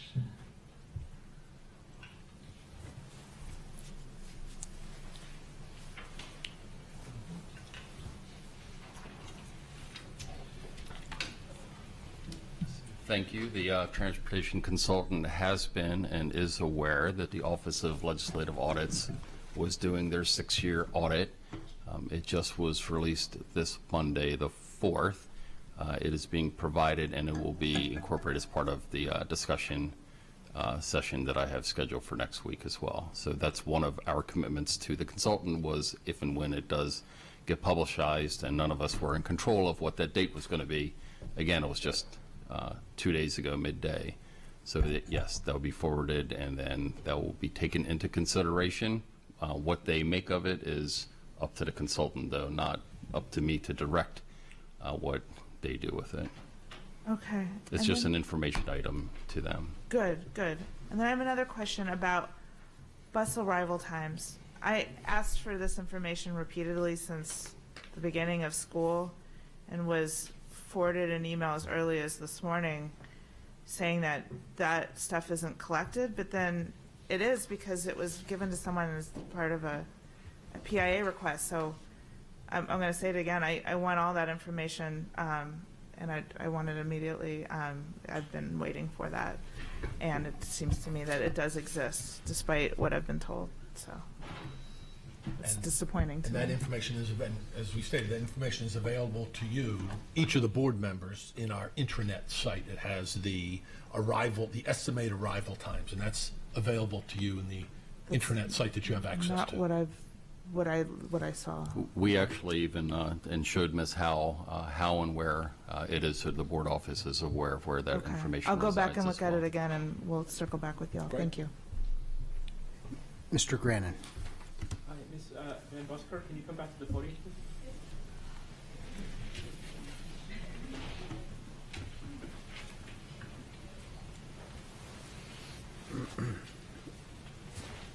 Hi, thanks Yes, so sir. much. Thanks. Good afternoon. Did you elect to proceed directly to a public information request, or did you first request the information and you were denied it?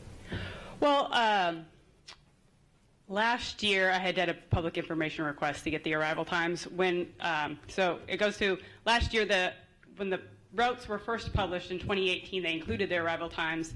Then they were taken out. And when I questioned Mr. Douglas about why they were taken out, he said, oh, they'll be added back on. But then they never were.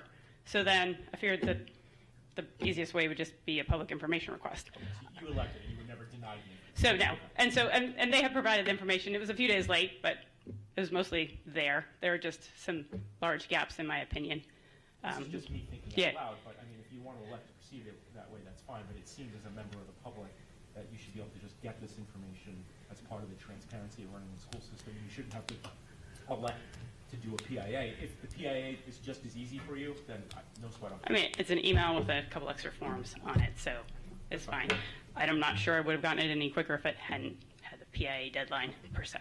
So That's all I want to know. yeah. All right. Thank you, sir. Thank you. Mrs. Schalheim. Since that information used to be part of the bus routes and was, as Ms. Van Buskirk stated, taken off last year, I noticed that too, and this year they weren't included. I would love that information to be reinstated. As a parent, it's very helpful to know personally when the bus is projected to arrive at the school, and I think it would be helpful for other parents. I would love to see that information reinstated. I don't believe, as was the concern last year, that it causes additional confusion. I think to the contrary. So I would like to see that reposted. Thank you. Mr. Grannon. Just as a quick follow-up point, just in the interest of full transparency, as a parent, I'll say that I filled out the transportation survey and had largely good things to say about it based on my experience, but in the comment box at the end, and I hope this is taken into account by the consultant, I did say I think it's a little odd that we don't publish the school bus drop-off times, that you publish the pickup time and then you're left to basically kind of reason backward and figure out what time the bus will drop your kid off. I just don't understand why we don't do that. So if anybody could let me know if there's a logistical reason why we don't do that. Obviously, they're not going to be perfectly accurate, just like the pickup times are not perfectly accurate. But why would we not give parents the analogous notice for drop-offs as we do for pickups? I don't understand that.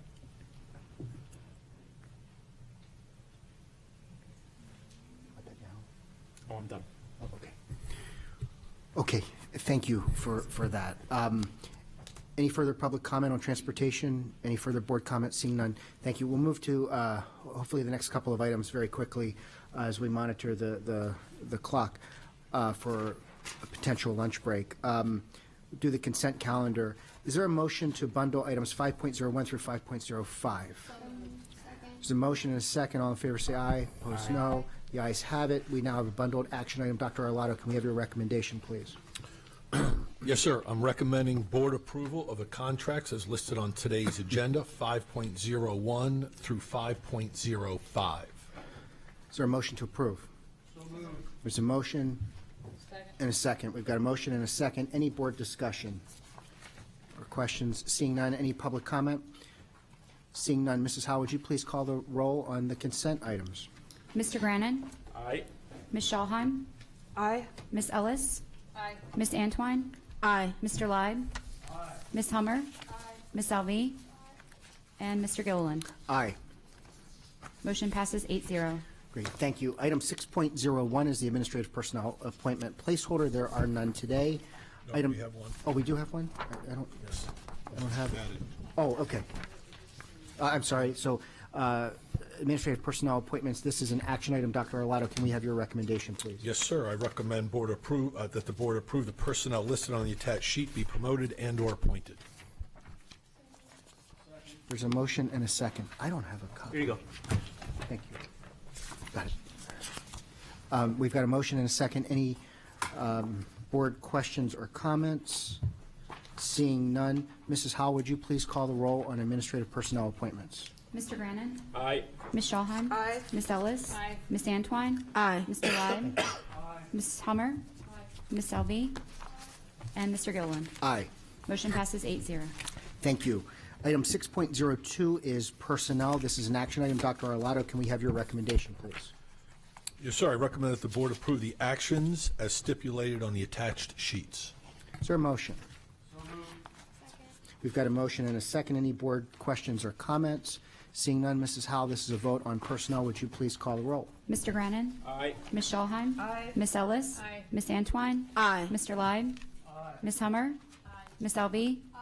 And Mr. Grannon? Mr. Gilliland? Aye. Motion passes 8-0. Thank you. Item 6.03 is a first reading policy. It's called Policy Setting, Policy Code BF, and we'll turn to Ms. Ortiz. Welcome.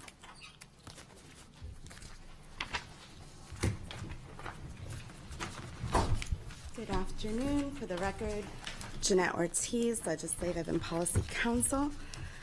Board Policy BF, Policy Setting, is before you on first reading. The policy was last amended on April 23rd, 2014.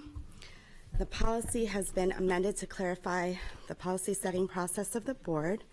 Key revisions include updating the purpose section, clarification of the policy development process, clarification of the policy adoption process, and stylistic and formatting changes.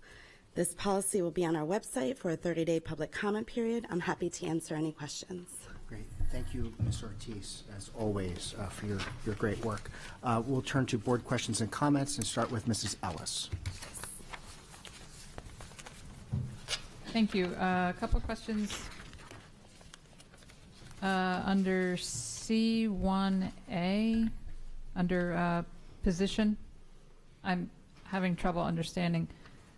at the board's annual meeting, what annual?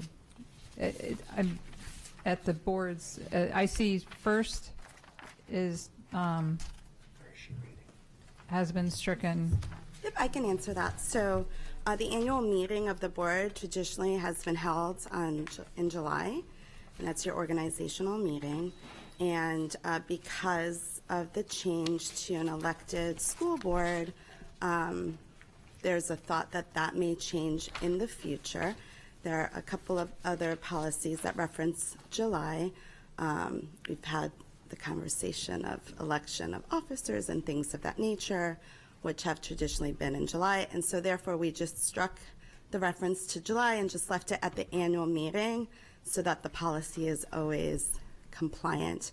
Whether the board continues to have an annual meeting in July, move it to December or some other time of year, if, it'll be compliant. Okay. And as I was reading through this, I tried to capture the actual board's involvement in the development of policy. I see C2B, that it describes the board recommends a policy for review or development. Policy is under the purview of the board. I know logistically how we operate and how the policy committee operates, but in the wording of the policy itself, it feels kind of weak as far as the board's involvement in the development of policy. Because it, and I'm sorry if I'm misinterpreting or reading it wrong. I'm just telling you, as I read through it, how I was reading it. And I'm sorry, I think the question is where you were. Oh, I'm sorry. C2B. So. The bottom of page 205. Yeah. Sorry. Easier way. There's a lot of strikeouts on the number. Yeah, I know. And so for that reason, Ms. Corkadel, I could have missed what I'm looking for, but really, as I read through the policy, I feel philosophically like the board writes policy with consultation and assistance of our superintendent and his staff. Am I correct about that? I just don't get that feel from reading the policy that so if you see the previous language, so the revisions actually make it accurate, because if you look at the previous language, it had the superintendent bringing the policy to the policy committee. It didn't really talk about the board being involved in the process at all, even though that's always how we've done it, of course. And so this language, in speaking to folks at the Maryland Association of Boards of Education and looking at some other board policies, it talks about how the superintendent can initiate, obviously based on a variety of reasons. As you know, we have state laws and regulations and things of that nature, and so I work with the superintendent and the board to make sure that we're up to date on those things. And then the second one just talks about the board's involvement in recommending to the policy committee. And the reason it says recommend to the policy committee is because we have a policy committee that then moves forward with the review and then amendments of policies, as opposed to the board. You as a body yourself wouldn't just take up a policy right here. It goes through a process. Oh, yes, we would. So not in accordance with your policy, it has to go to the policy committee. Absolutely. Can I be recognized, please? Yeah, let me finish asking my question, though. So the next clause is C2C. So the top of page 3. The superintendent or superintendent's designee and appropriate staff shall develop policy in accordance with the timeline of policies. In other words, that's the part I'm stuck on. So that's my job. Is the superintendent and his staff developing policy, or is the board developing policy with the consultation of the superintendent and his staff? So my job is to draft policy and regulations. That's half of my responsibilities here. So I work with the board to do that, right? And the superintendent. So that's sort of accounting for the fact that that's a role that's within my position. Right.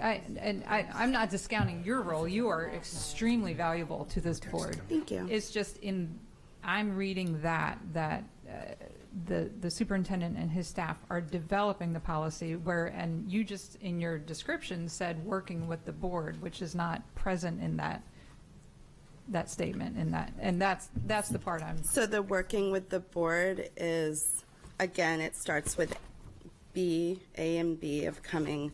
The policy would be sent for review. Then it has to go to the policy committee, which is constituted of board members.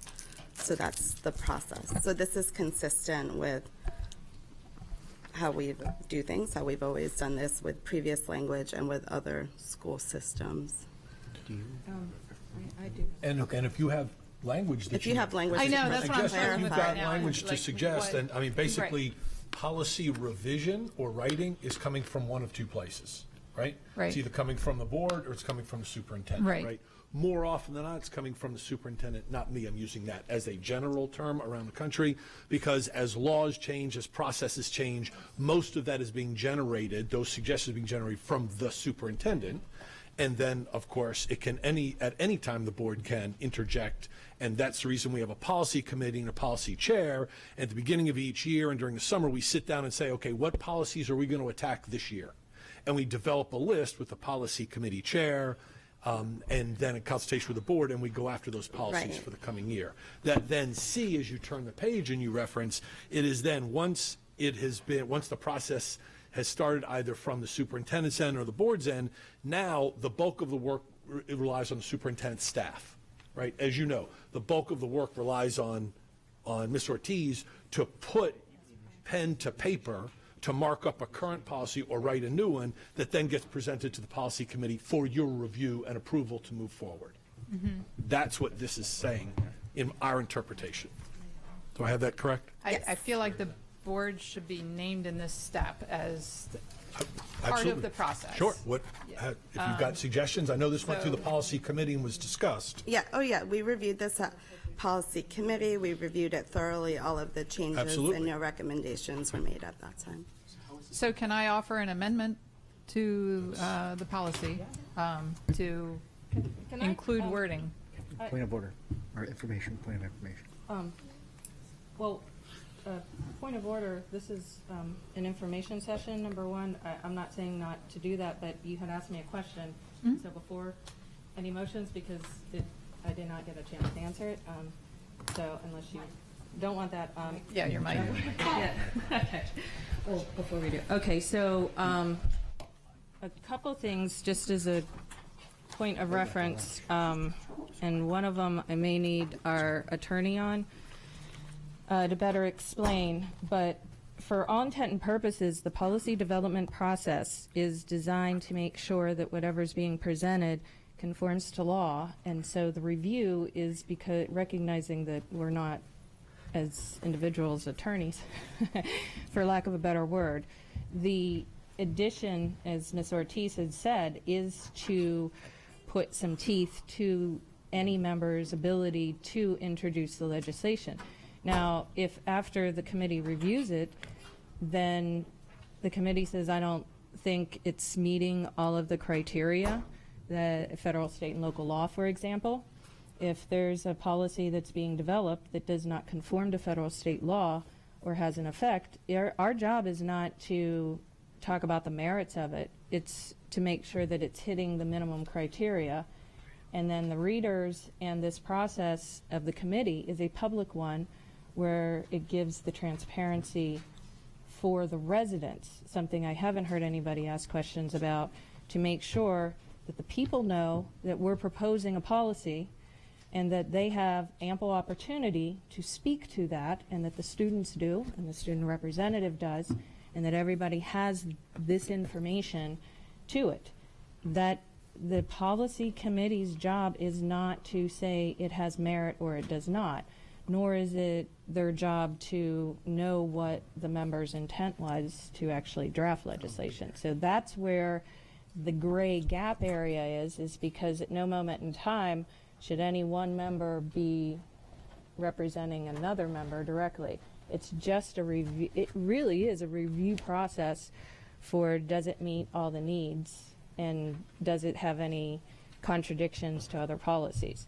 I mean, that's the, I'll just say that's the spirit and intent of a policy development process, is that it's in the open, that it recognizes that the residents do and should always have a say whenever possible, and that, I mean, I don't know of any policy emergencies, not too many ever arise, but if they were, there's still components later on in this language that allows any member at any time to bypass readers, and you could unanimous.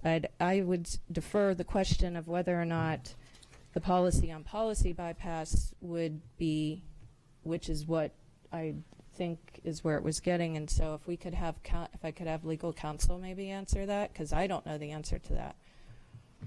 At this point, Mr. Burns, if you'd be willing to. Because if you're asking on whether or not all of the policy on policy should be just a good thing to do as opposed to legislated, that's where I don't know the bypass of the policy committee. I don't know the answer to that. That was your original question. No. Like, can a member make a motion on policy and then it just simply... my question is about the board's ownership. Answering questions that are just answering them definitively. These are not the answers to these questions. Can we get some order here, please? That's why I was asking for the council. But you're asking questions and she's saying no, like that's the answer. That's not the answer. She was interpreting what my question was, and I was correcting it. I was asking what the question was. Right, right. Yeah. So I don't know, is that still a question? Does anyone actually want to know what I was asking about? Yes. Can I ask, if you can restate your question? Absolutely. Please. So as I'm reading through this, I guess in real basic terms, when I'm looking at the section of policy development process, and I read that policy development or amendment may be initiated by the superintendent or superintendent's designee, and then in B, the board may recommend a policy for review to the policy committee to determine whether the policy should be developed or amended. So B, I read as a question of, should we look at this policy? The rest of this has it out of our hands in the way it's written. So C, where policy is actually developed, I don't see the board involved in the actual development of the policy. That's my question, because it's board policy. Oh, well, that's out of my... Does that make sense?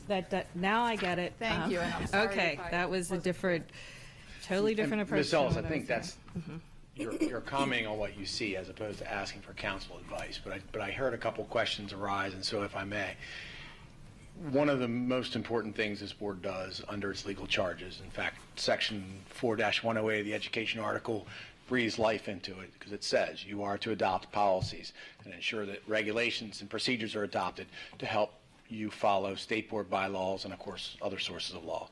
So as one of your principal goals, one of your principal missions as a school board adopting policy, a long time ago there was the wisdom to have a policy on policy setting so that it wouldn't just be based on 2 or 3 people in a particular meeting or a particular majority of a board in a particular year, but a process. And then the process, has different avenues and procedures, and it has evolved. I think Ms. Ortiz can attest this. It's evolved over the years. You currently have a policy for policy setting. Now what's before you are some recommended changes. Without question, to answer one of the questions that someone had is, because policy setting is squarely within your purview, you want a policy setting policy, a policy development policy, that allows ways for the board to impact that process. You do have a policy and have had a policy that allows that up to a point, and those ways include whoever your board president is, at whatever meeting is appropriate, depending on when the language is revised, appoints members of a committee. 4, as a matter of fact. So that's a big proportion of your board. So 4 of your members are on that committee. They alone, by being on that committee, have a big role in helping your board develop policy. Secondly, you have within there the procedures by the superintendent on a regular basis, whether because the law changes, because it's been 10 years since you looked at that topic, For whatever reason, superintendent and staff can roll policies forward. But who votes on those eventually? You, after like your 3-read process. So again, that's your role. You also have in there, and we've talked about it in your meetings before, you have in there that emergency off-ramp from the policies as it's currently written for a unanimous vote by the members of all the board present at a particular meeting to deviate completely from your policy on policy setting and adopt a policy by that unanimous vote. So you have all of that already in there along with all the details. If you would want to have, in addition to answer somebody else's question, in addition to the superintendent's regular process, in addition to the committee's process, in addition to the ability for the board, as it's currently been drafted, to recommend something to the committee, if you wanted another avenue by which policy could be brought forward for your consideration, you'd be free as a board to vote to do that. You could include that in this policy. So I think you do have a wide range of discretion over this one of your critical missions. But I don't think that nullifies what's in there. It just, I was pointing out to you, it's grown over time, and it's in different parts of that policy where you have your role. I've got a point of information, Mr. President. Okay, point of information, we're going to recognize Mr. Grannon now. Okay, all due respect, Mr. Burns, I think almost everything you said is accurate except for one thing. You mentioned the board circumventing the policy on policies by adopting a policy by unanimous vote. Not circumventing. I'm saying the policy says that. Right. Right. But circumventing our own policy, that's for the public review process. That's for posting and comment by the public. That's correct. The policy committee has no gating function whatsoever on the policy-making powers of this board. What you're talking about is the public review process. Correct. Policy can come from this board without going through the policy committee. Every single legislature works that way. You would never have a committee say, well, Congress can't pass a law unless it goes through this committee first. That committee is a creature that we decided to create. And I have a very small suggestion, 4 words and a comma that I think are going to achieve what you want, that we could do right now and put this to rest. So if you would look at 2A on that same page, where it says policy development or amendment may be initiated by, my insertion is the board, comma, the superintendent, comma, I like Oxford commas, or the superintendent's designee. So the only insertion would be, after that first word by, we'd be inserting the words the board, comma, and then a comma after superintendent. In 2B, where it says the board may, we'll insert 2 words, choose to. The board may choose to recommend a policy. That committee is there for us, as the Vice President said so eloquently, to look at all kinds of things, federal, state, local laws, to make sure we're all in compliance with all of that. It is there to help us make policy. It is not there to govern our policy making. It is not a gating procedure of any kind whatsoever. If 5 of us up here say, we just came up with a great policy that we want to put in place, we're going to draft it right up here in the back room over lunch, as long as we put it out to the public and they get to comment on it for 30 days, we've followed all of our procedures. And I want to comment, Mr. Grant, you actually just conformed to my advice, and I wanted to say my whole point to you was, in order to lock that in, I like that you would suggest changing the policy to reflect that. That makes me, the more conservative side of board counsel, comfortable that you're addressing it in policy, because the law told you to do those policy. It currently exists, and I prefer to see it in policy. That's my recommendation. And It was a friendly amendment or motion to whatever you suggested, because you suggested it, but I guess I gave you the language. And I appreciate that, but I'm still seeing sections A and B as initiating the process of creating policy. I see C as the section, as the point where policy is being created, being developed to bring before the board. I believe the board should be involved in that process, because how is the superintendent and his designee, how are they to develop policy without that input, how to know the will of the board or where we're trying to go with this if the board's not involved in that part of the process? That's the part I'm having trouble with. And My observation, I do not serve on the policy committee. My observation is that the board has been involved, but I don't see it written in our policy. That's all I'm trying to, I feel like, does anyone understand the concern there? I'm getting what you're saying. I've got a suggestion. Yeah. All right, guys, I'm open to hear. let me suggest this. Every single light is lit, and one just went off. So, and I think some of the lights that are here, some of the potential comments may be wanting to address. Thank you. They're going off. I didn't mean for people to turn them off, but some of the lights may want to specifically address what Mrs. Ellis has raised. And thank you. I was going to suggest we'll probably be here for a while.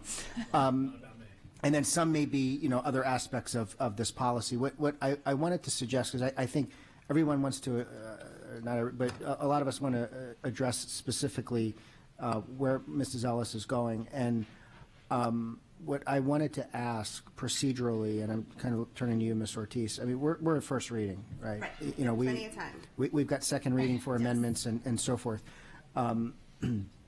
Mr. Grannon did not make a motion, but I think he made some suggestions that may address the needs. And I know traditionally you've taken some of those under advisement on first reading and made edits for the public comment portion. I wanted to ask at this stage if there's something that you've concurred with that we can at least have as an edit on first reading that goes before the public, before we get into formal motions to make edits, which I know we can do on first reading, but probably best for second reading. What do you think is, and even Dr. Arlotto, at this point, anything that sort of seems to be a no-brainer, common sense, yeah, we concur, that's potentially not controversial, that we don't have to get into a bunch of votes on at this point, and then we can take some of the other matters for a formal vote later? So Mr. Grannon suggested edits, are consistent with the intention of the policy, so I don't see an issue with including that language. Ms.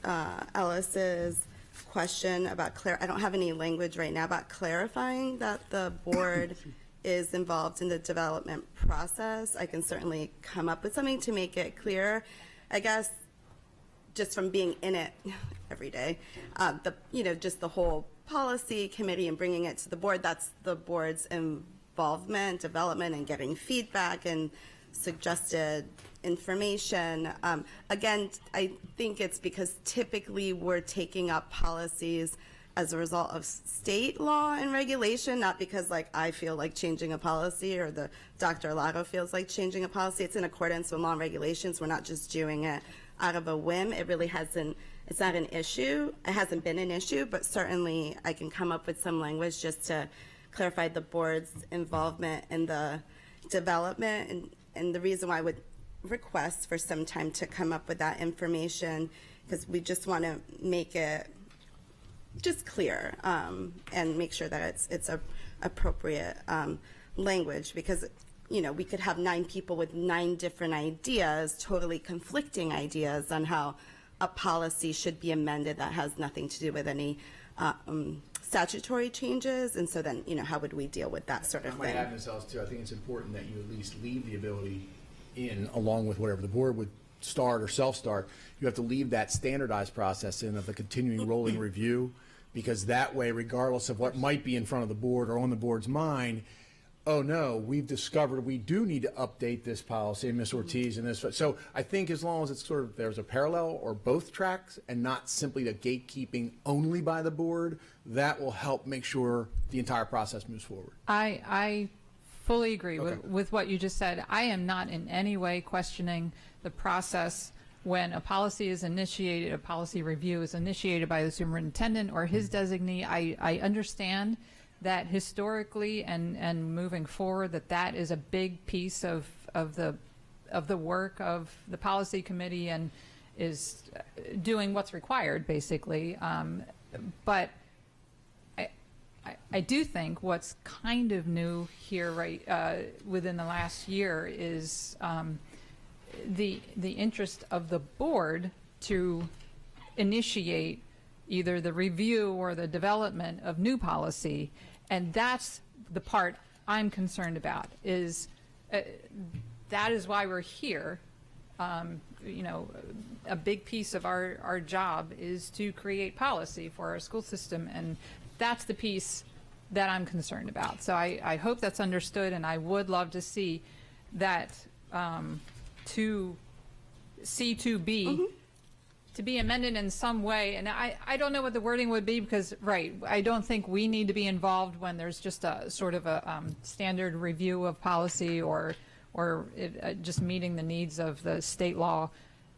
We don't, but when it comes to the board developing policy, something initiated by the board should be involved in the development of the policy. Yeah, and so I think, again, we're all, I think, in agreement. You know, I would say the board is involved and has been involved, and also just, you know, with regards to like coming up with the timeline and the list of policies, as Mr. Gilliland mentioned a couple minutes ago, you know, in developing that list of policies, you know, recommendations come from the board and as well, and so, you know, that's in here as that language is also in here, and so. Again, what I can do is certainly, and I can chat with Mr. Burns on coming up with some language to ensure that it's clearly stated so that there's no confusion in the future. Thank you. Yeah, no problem. Let me suggest this too. You know, it might help some of the lights, or it may prompt more. But I think what we have done in the past, and I certainly trust, you know, Ms. Ortiz's judgment here. I think because we're on first reading, what I'm trying to avoid is, you know, remanding this back to committee and dragging this on for a couple more months. I think at first reading, you know, before you post this on the site for 30 days, if there are edits based on comments that you've received, feedback you've received from board members today, that maintains the spirit and intent of what's here. You know, I think Mr. Grannon's comments maintain spirit and intent. Yes. I think those are fair game to add to what goes out to public comment for 30 days. And then certainly, you know, we've got that, you know, option on second reading to based on public comment, based on other light bulbs that may go off on top of our heads to recommend amendments at that point. So I think as we're going through this discussion, if there's something that maintains spirit and intent of what's drafted here on first reading, and in your professional judgment, if you think, you know, the fit and alignment works, I think we just put that out. And that might address a lot of these comments and, dare I say, expedite this conversation a bit more. So with that, if I may, Mrs. Ellis, you're okay? Yes, I'm okay to wait till we can see it when it comes back to us again. Hopefully there'll be some language in there that'll satisfy that concern. And then I just want to be respectful. But you'll get us some language, right? I don't want staff to take a guess on what it is. I'm hearing this conversation. Is there something in particular I'd like you to think about? And I said it doesn't have to be now, that you'd like to see in this section C at the top of page 3 of 5 that is not covered in the remainder of the policy. I'm happy to do that. What I was hearing was that Ms. Ortiz had taken note of what the concern was, and that she would work on. Ms. Ortiz would work on. That's what I heard. But I would also like to get some language from you, okay? Because I want to make sure that it's satisfied, right? That because much of the concern I'm hearing that you have. Is covered in the remainder of the policy, in that the board is absolutely involved in the development of the policy up to the point of, right, so there is the policy committee's input. There are 3 different readings of which the board has an opportunity to make it their own and make changes before finally voting on it. Those are all parts that the board, I think, has absolute control of throughout the rest of the policy, and I think it's described here in the rest of the policy. I am not comfortable with waiting until it's brought to us as the board being involved in the development of it. So yes, we do have Yeah, we do put have. down on the sausage. You want to influence the sausage, Exactly. which you're absolutely able to do. And Ms. Ortiz said that she would try to do that. And that's what I'm looking for. But Okay. would it be fair, Ms. Ortiz, for me to ask you? Do you want further clarification from me? Do you want me to provide language, or what I heard was that you would take a look at it and make recommendations, and I'm comfortable with that. What would you like? Yeah, so I think Dr. Lago requested for you to provide some draft language. That would obviously be super helpful to me in coming up with something to ensure that I'm addressing your concern specifically, and I can chat with Mr. Burns as well, to make sure that we're all on the same page with the language. We can talk, the board members and I can confer too on places. There's places such as C2 on page 4 that you want to pick up any of these changes. I mean, there's things where you integrate your language, and we could talk, and I can relay them as well. Thank you. Okay. Okay. And one last comment I'll make, and then we'll turn to Ms. Alvi. If we're a couple days late getting this up for public comment, the December 4th meeting would already be too late anyway, because that's within 30 days. Exactly. So this won't be back to us until December, what's 4 and 14? December 18th. Right. So we do have some flexibility on getting that up there to get that back on second reading. Ms. Alvi.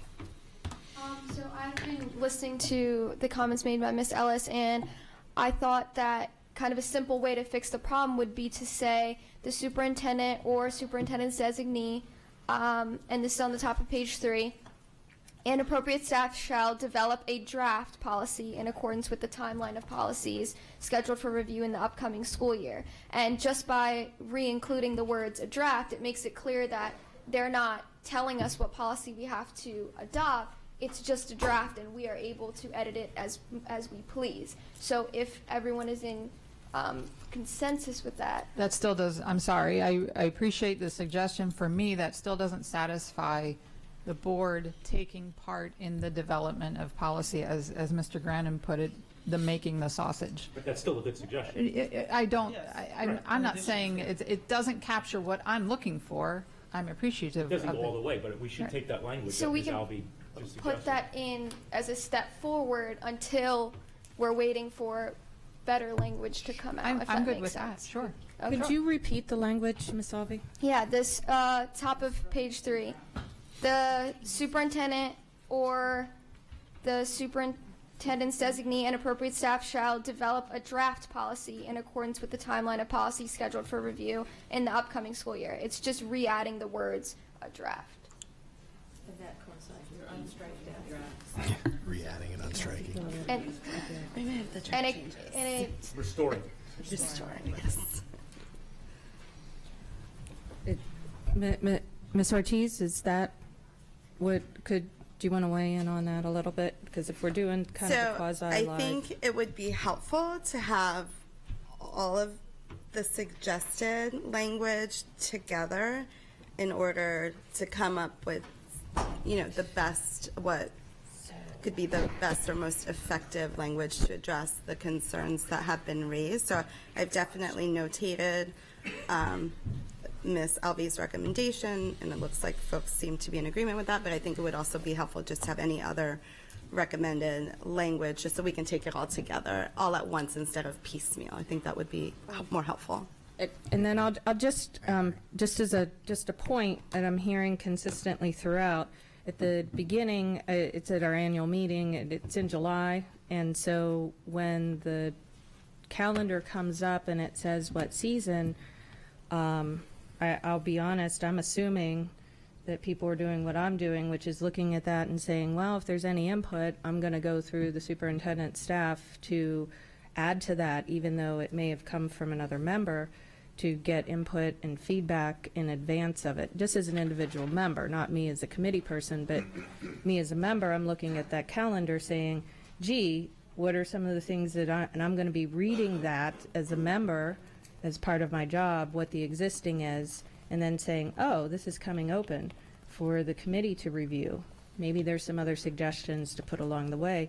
That's something that every member that doesn't need a policy governance on, and it kind of also is another. If I'm understanding what you're saying, I understand that in practice, So the policy committee and board members have been involved in the development of some policy, but it's not written, that piece of it is not written in our policy of policy. And Oh, I no, believe I'm it just should be. saying that another thing is to the calendar as to, I just don't want to dismiss that, because we're talking about it publicly, that there's a calendar, so the policy on policy said it was coming up in the fall, and I don't think anybody received any suggested language changes, but that would be an example of where that could also help in advance for the staff review for comportability. In general. Okay. Okay, thank you. Ms. Antwine and then Mr. Lai.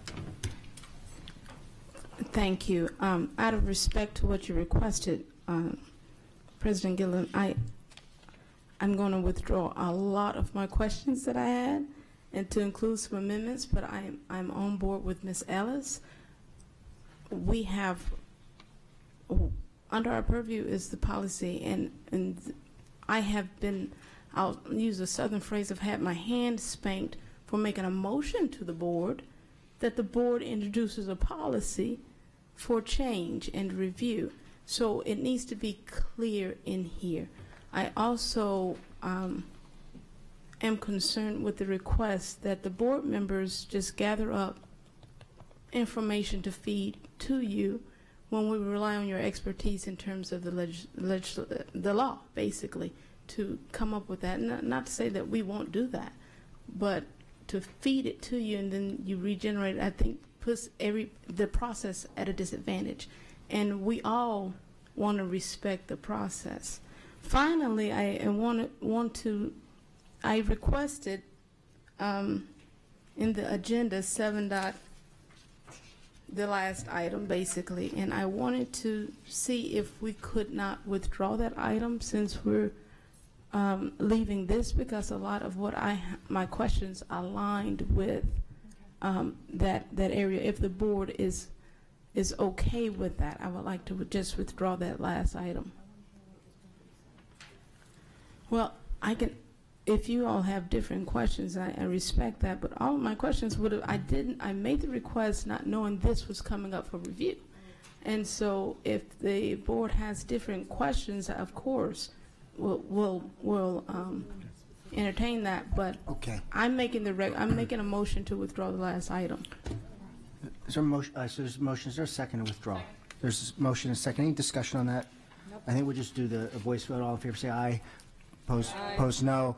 Item 7.04 has been removed from. Anybody want to remove another one? Oh, stop.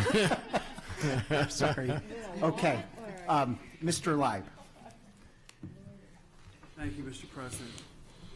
I hesitate to speak because I don't want to extend this any longer than it has to be extended.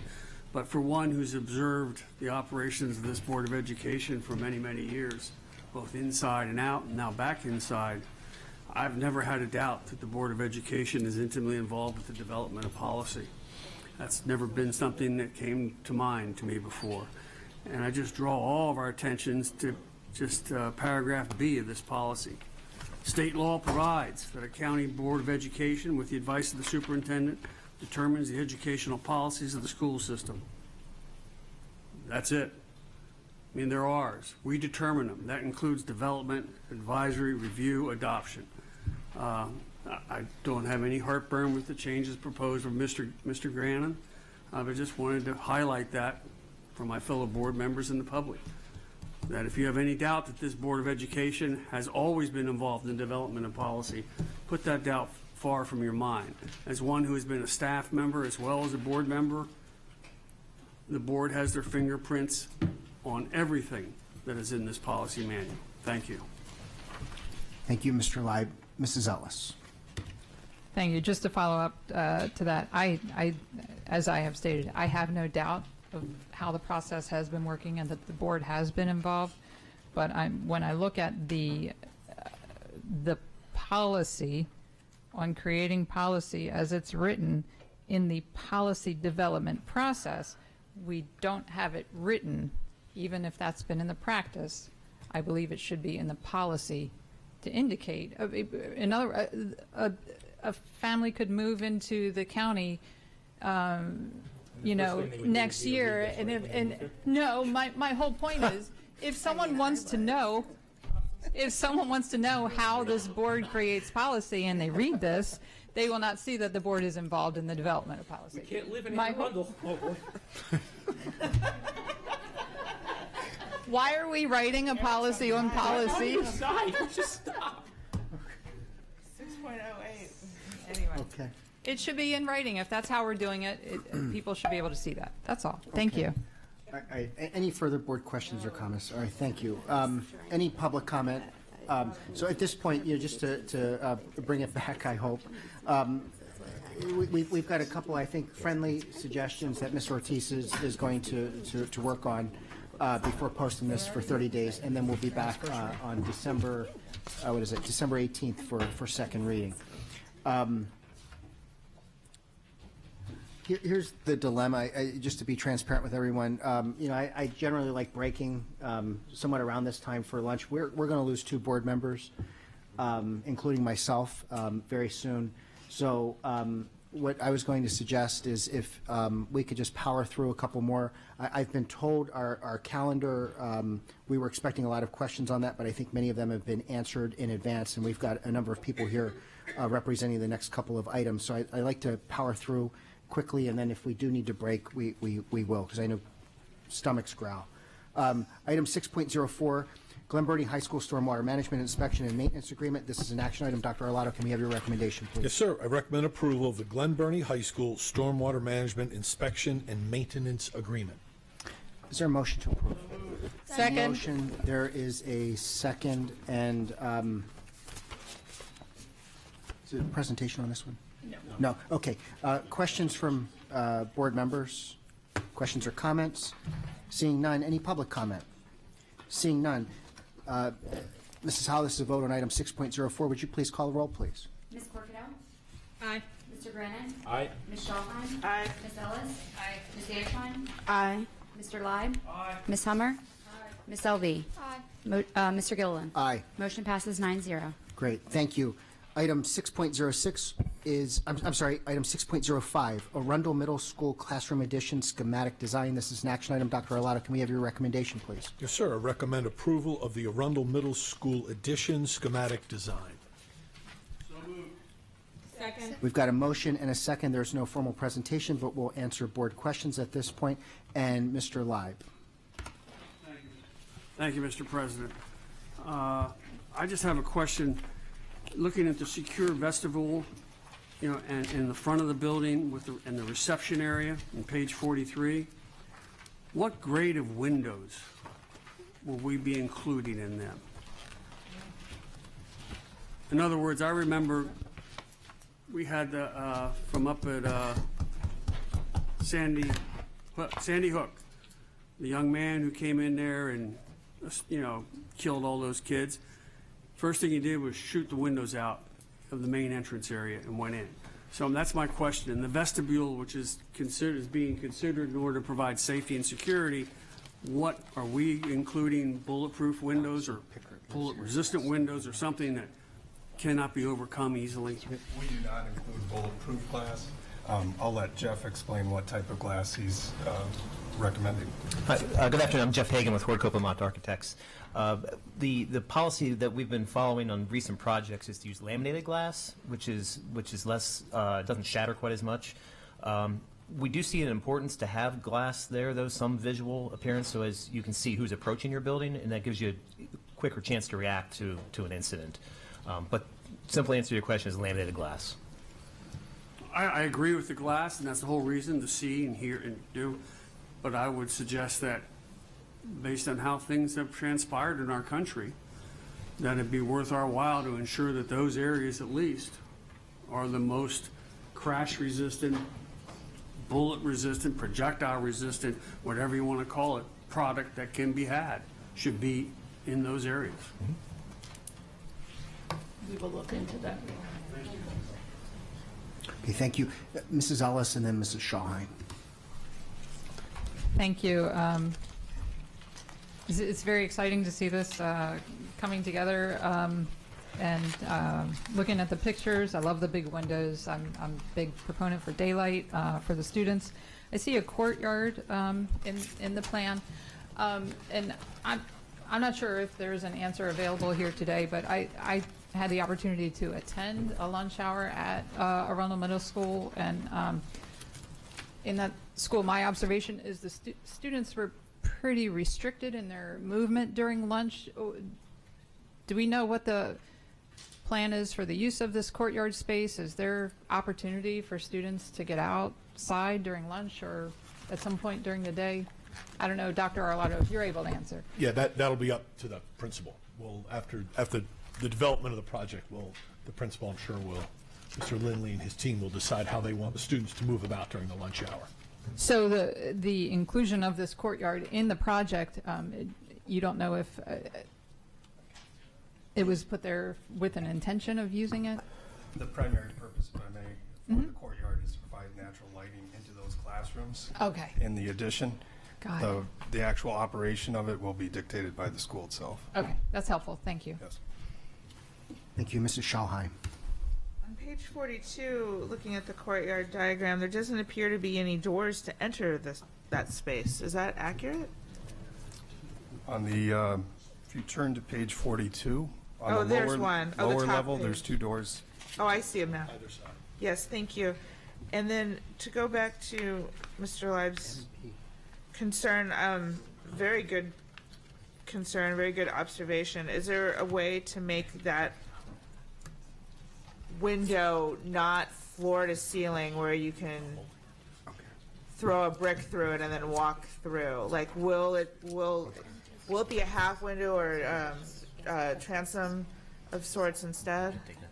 Yeah, it's not meant to be a floor-to-ceiling window. It is just a small picture window to give a visual of somebody approaching the building. Okay, all right, not enough to walk through. Correct. Or to jump through it. It's high enough. And we can look at that. Yeah, I don't know that we've examined it for jumping through, but we can certainly look at that and make sure that I think it's a we address valid. that. Sure, no, that's a good point. Also, my final question is, we all know, because we read the facilities master plan, that this will help, but in the future it might not alleviate overcrowding as we would hope that it would. And in other proposals, we've seen, little areas where future build-ons can occur. I didn't see that in this, unless I missed it. I try to read every page, as you all know. Is for going further, are there opportunities for that? Yes, we have, if you turn to page 37, it'll probably give you a better overview of the site plan for the school. Yeah. So at the same time that we're going to be doing this project, we're also enhancing the parking lot. Part of that upgrade to the parking lot involves moving that visitor parking that you see on that page down a little bit further. So in the future, if we did need to provide another addition onto this school, we could do a mirrored image on that side of the building. Mirrored image. To the addition on that.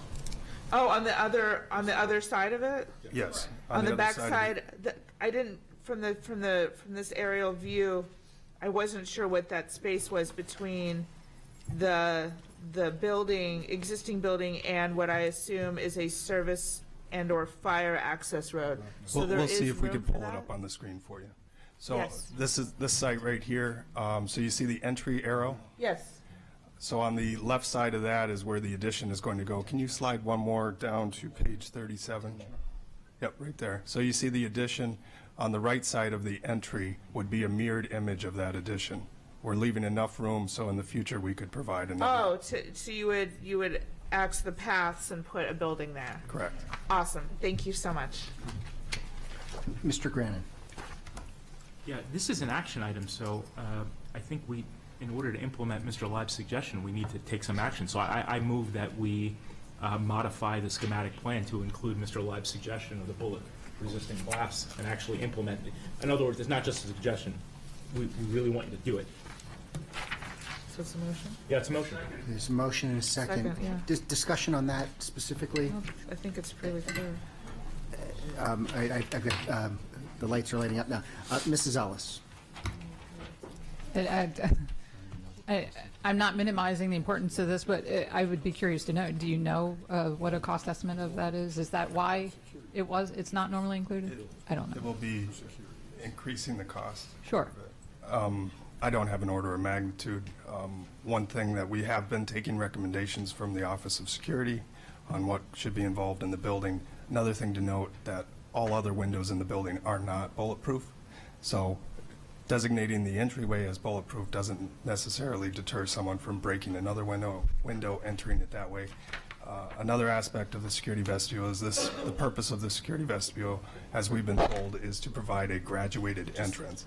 So it's just to slow that individual down should something occur. Thank you. Right, but we don't need to advertise that this particular glass is bullet resistant. It would simply be transparent glass. Okay, Ms. Antoine. Thank you. My only question was, why choose laminate when it's the security vestibule if we're looking to heighten our security presence and posture? Why was the choice to go with laminate over, say, bulletproof? Why was that made? If it's just cost, then my vote is going to be to upscale, go with the bulletproof. But if laminate is secure enough, so to speak, then why not? That's my concern and question. I wouldn't presume to guess what security office intention was that, but one thing I would recommend that if someone wants to gain entry into a building, they will do it. The other thing I would say is that laminated glass will not shatter as easily as previously mentioned, so if someone does throw a projectile at it, it'll still maintain its rigidity for some portion of that. Withstand a bullet. It's not going to resist a bullet. And so the concern would go back to this, because of, as shared earlier, because we have experienced and heard about that normally being a means in is shooting out the entryway. It may be better that we look at the cost, what it would cost us, and do the bulletproof glass. We could definitely investigate the costs. Okay. Mrs. Hummer. Yes, so my understanding, to correct me if I'm wrong, is that laminate glass is similar to what we have, for instance, in our windshields on our car, that it will break, but stay intact. Correct. So, for instance, in a vestibule, which the main primary purpose is to give more time for the people inside. So if they were to do that, there would be the warning, people would have that access. My concern is if we say we just want bulletproof glass for the vestibule, as you said, there's not bulletproof glass on all of our classrooms or anything like that. Somebody that is shooting, could go anywhere could go to any place. And if we're going to do it at one location, then we would need to look at everywhere. I'm not, given that our security team has approved this and feels that this is that the laminate glass is appropriate, I am hesitant to vote to change all of our schematic plans for this based on the recommendations that we currently have and the status that's there for the laminate glass.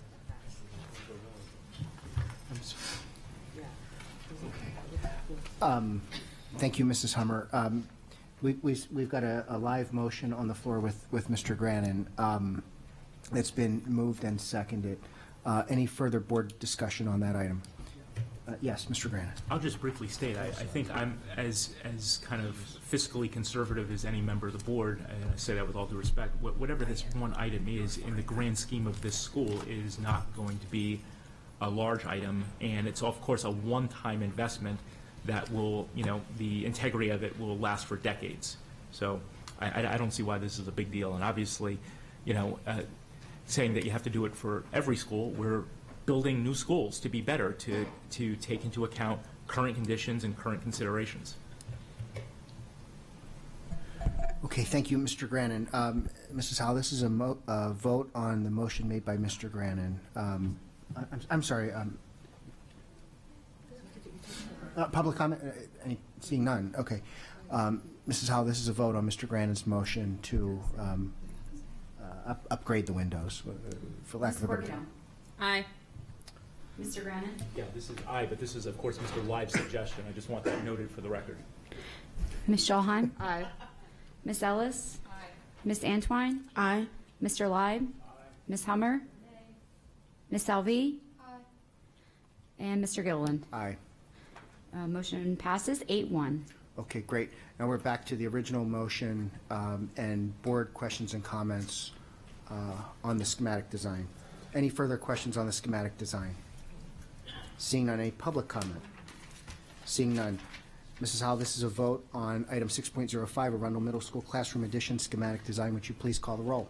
Ms. Corkadel? Aye. Mr. Grannon? Aye. Ms. Schallheim? Aye. Ms. Ellis? Aye. Ms. Antwine? Aye. Mr. Live? Aye. Ms. Hummer? Aye. Ms. Alvi? Aye. Mr. Gilliland. Aye. Motion passes 9-0. Okay, thank you. We'll now move to item 6.06, Old Mill West High School Schematic Design. This is an action item. Dr. Arlotto, can we have your recommendation, please? Yes, sir. I recommend approval of the Old Mill West High School schematic design. Is there a motion to approve? We've got a motion and a second, and for this one, we do have a presentation. Yes. Good afternoon, President Gilliland, Vice President Corkadel, members of the board. I'm Lisa Seaman Crawford, Director of Facilities, and with me is Kyle Roof, Supervisor of Planning, Design, and Construction. And I'm Gretchen Wagner with GWWO Architects. We're here to present the schematic design for Old Mill West High School located on the property now known as Papa John's Farm. This plan will construct a new high school according to the Old Mill Complex Master Plan. The educational specifications were approved in May, and now we've completed the schematic design. As you're familiar with, the schematic design translates the educational specifications into drawings, which establish spatial requirements, adjacencies, and circulation patterns for the building and the site. Old Mill West High School design is based on the design of Crofton High School. And Kyle will walk you through the project summary. The base design for this project has a state-rated capacity of 1882 and will include a regional special education program. We have also included a scalable 12-classroom add alternate to increase the state-rated capacity to up to 2137. The total project budget is estimated at $157.2 million, and this includes the $126 million shown on the slide here, as well as AE, which is architects and engineering, as well as construction management fees, technology, utilities, and other project support activities. Pending construction funding approval in the FY21 budget request, we anticipate construction starting in April of '21 and lasting through May of '24. The first year of student occupancy would then be the school year of '24-25. And now I'll let Gretchen show you the rest of the project. Looking at the existing site plan, I'm sure as you know, Old Mill West High School will be located in Severn, Maryland. It's on the northern part of the site. We're looking at New Cut Road. On the east side of the site, it's bordered by I-97, and on the southern part of the site, Grover Road. Currently, you may know the site. It's currently home to Papa John's Barn and the associated farm. So there's greenhouses and some auxiliary barns and residences on that site, as well as an irrigation pond, but it is primarily farmland. Directly across from the site, Archbishop Spalding High School is located there, and then there are several residential communities around the site. Moving on to the proposed site plan, I just want to let you know I'm going to walk you through the proposed site plan and the plans, and then at the end we actually have an animation that will fly through the site, so that should really help you visualize what's there.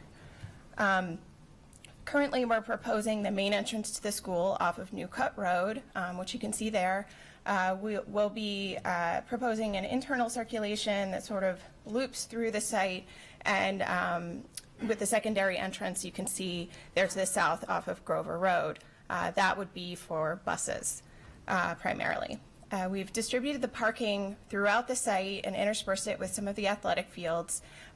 This really allows us to break up the parking, locate the fields, consider after-hour uses, as well as really serve the school during school hours.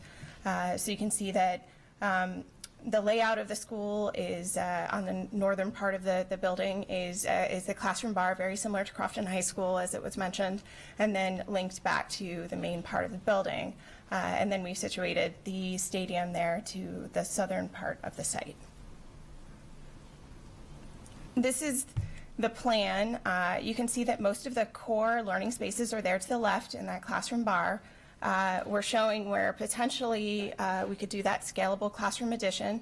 That's a 3-story classroom bar, and we would propose that you could do 2 classrooms on either end of that bar on 3 levels. That bar is linked back to the school, the main part of the building where most of the common facilities are, by little glass walkways that then form a courtyard, which could be used for educational purposes. Just past there, you can see in the green, that's the administration and the main entrance there to the right of that. And then in the blue, that's the regional special education program. And then moving south, plan south, you can see we have the auditorium, the auxiliary gym, the gym moving to the right, and the cafeteria. So all of those spaces off of sort of that main spine of the school and easily accessible to all the students. On the second floor, linked by a stairway in the main lobby there that would lead right up from the main entrance, we have the guidance there in the purple. It's really important to really have that administrative presence on all floors. And directly to the right of that is the media center, also located kind of off of that common spine and accessible to all of the students. Again, we have a lot of the common core, learning spaces in that classroom bar to the left, and then on the third floor,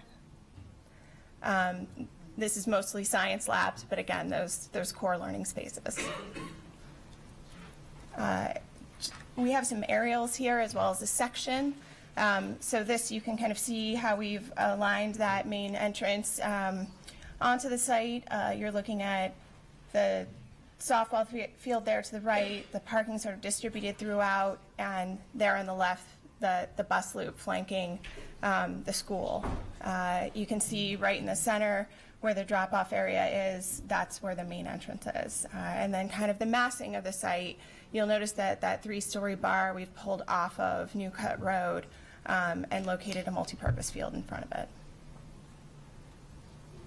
it. Just another view, looking kind of from the residential area in Grover Road, how that would be situated on the site. You can see 97 there at the northern part of this. And then one additional view from the I-97 side. And then I believe the next one, that should take us through an animation so that you can really see how this building sits on the site and is located with the fields and its adjacent surroundings. So the classroom bar there, moving past, you can see the softball and baseball on the left. Located a lot of the multi-purpose fields right there in the front of the school. And then we're moving around to focus in on the main entry here.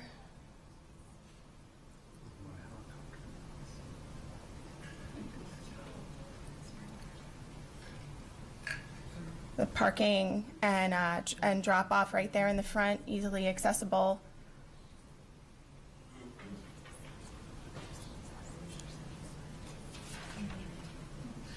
And then moving over, you can see we have the athletics entrance here, adjacent to the stadium and some of the fields, as well as the bus parking area, which would be double striped for after hours events. And then finally the stadium. So if you hit escape, it will stop playing. Okay, thank you. And that concludes the presentation. Thank you for the virtual helicopter ride. We'll turn to board questions, and we've got a couple. Ms. Antoine. Well, that was nice. Thank you very much. And actually, having that virtual view allowed me to better understand, because I often take this route and it's crowded already. So if we're introducing a whole high school, my question would have been the egressing and, of course, the in and out in the fields. So my new question is one about the stadium. Where's the concession stand? It's actually it's a little hard to see here because the classroom bar thing has popped up there, but it's directly, if you come in on that main entrance off of New Cut and turn, it really terminates the axis of that drive. So there'll be a field house and concessions building, which will really just be that entrance right into that stadium. So then, my second question, the drop-off loop, in accordance to both the existing and the proposed, the drop-off loop is where the irrigation used to occur. How much effort is being made to mitigate concerns of, flooding or otherwise, with that being a main artery of? There'll be quite a bit of site grading taking place during this whole construction process, and any remnants of that irrigation pond will be removed. Okay. And so what we're looking at with the two high schools at this point being there, I do go back to the traffic concerns and the safety, of course, that's there.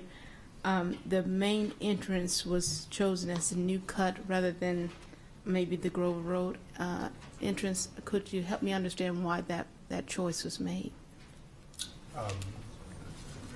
The separations from bus and pedestrian traffic is one of our biggest concerns and what we like to look at during any school construction process. So the actual buses will be coming in off of Grover. The main entrance was chosen on New Cut, and I'll let Gretchen speak a little bit more to that. Sure. We are currently conducting a traffic study. It is not complete yet. We've had some preliminary conversations with the traffic engineer, and so moving forward, this is sort of our best guess at where this entrance really needs to be. We will obviously be coordinating there and making sure that we're addressing concerns.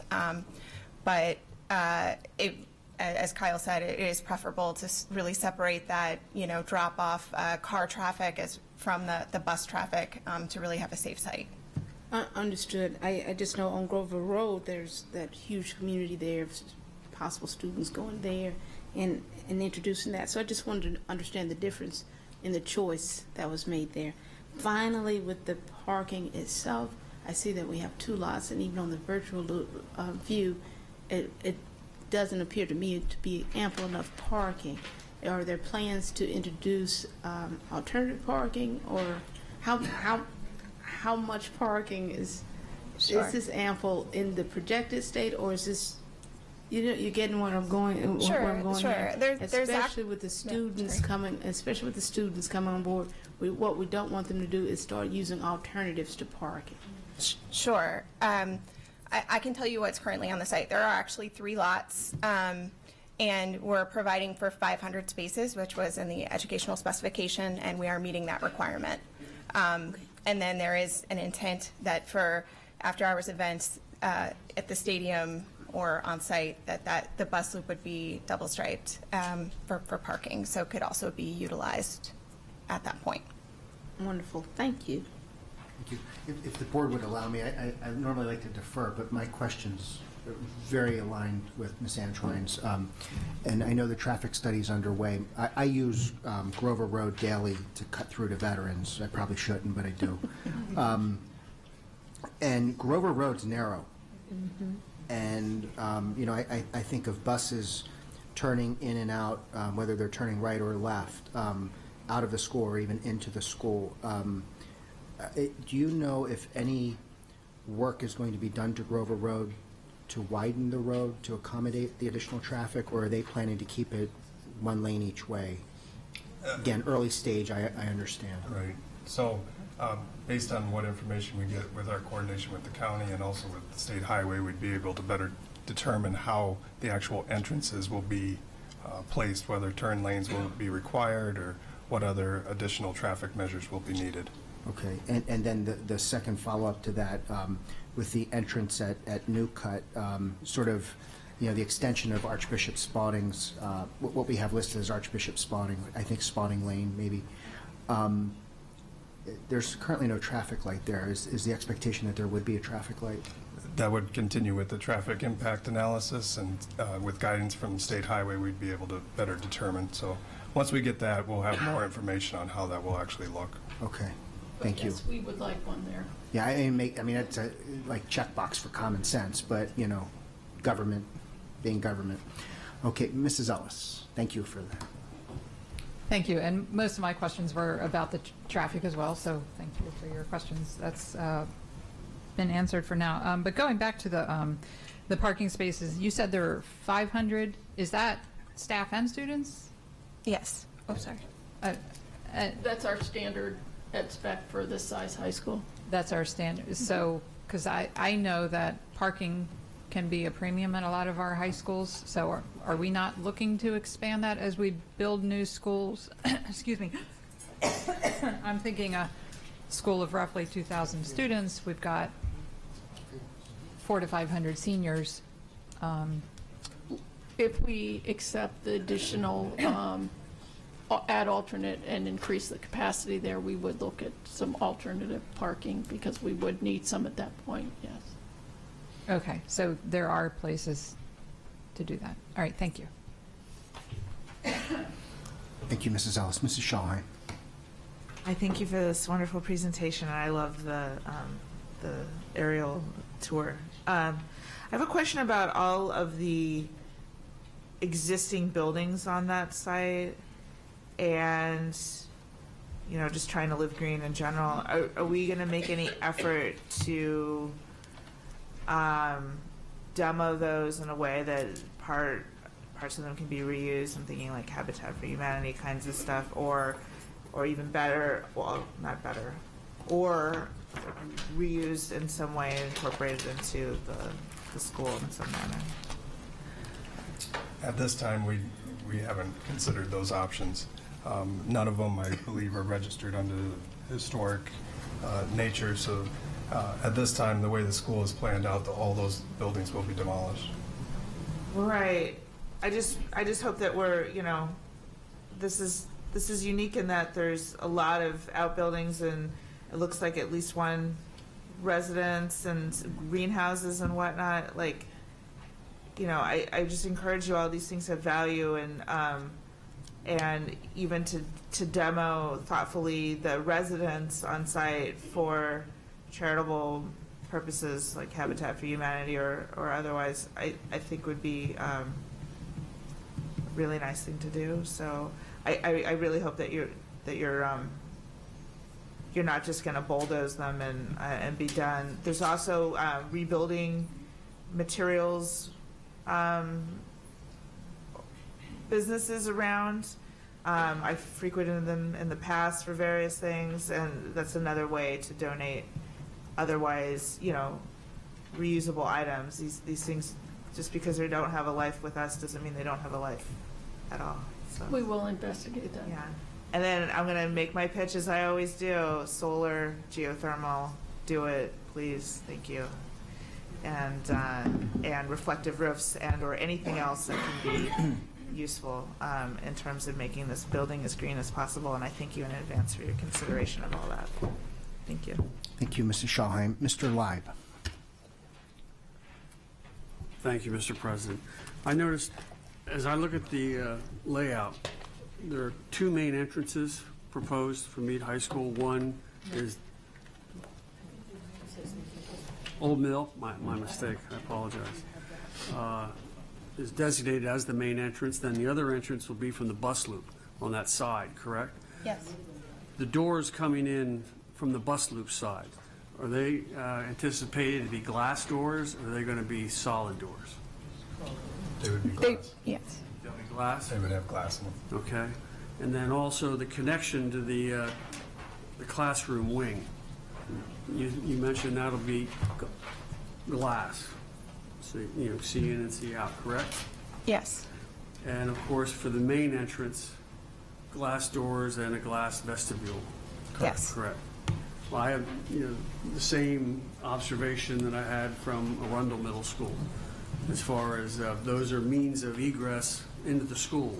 And that's what I'm concerned with. And I'm concerned about the window. We have windows everywhere, and a lot of can happen. But when someone can come in and out of any building, especially in this day and age, I believe it's still in our best interest to have that be as resistant as possible. So I would just hate to do it to everybody, but I would move that, we incorporate, bulletproof glass in those instances where appropriate in order to, make that ingress and egress, that much more difficult. Second. Okay, we've got a motion and a second.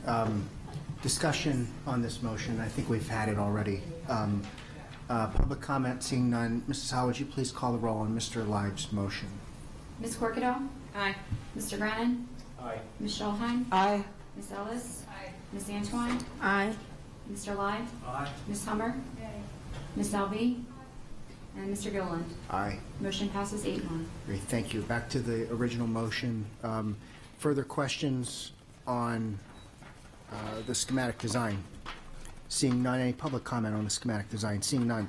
Okay, this is a vote on item 6.06, Old Mill West High School schematic design. Mrs. Howe, would you please call the roll? Ms. Corkadel? Aye. Mr. Grennan? Aye. Ms. Schulheim? Aye. Ms. Ellis? Aye. Ms. Antoine? Aye. Mr. Live? Ms. Hummer? Ms. Alvi? Mr. Gilliland? Aye. Motion passes 9-0. Great, thank you. And Thank again, you. just in the public's best interest or for full transparency, Old Mill West High School is a temporary name. It's not the name of the school. So again, it's just a placeholder name. We got some questions previously on that. Yes. Item 6.07, Meade High School Revitalization Design Development. This is an action item. Dr. Arlotto, can we have your recommendation, please? Yes, sir. I recommend approval of the Meade High School Revitalization Design Development. Is there a motion to approve? So moved. We've got a motion and a second, and there is a brief presentation for the high school as well. Ms. Antoine, you're firing away on the light here today.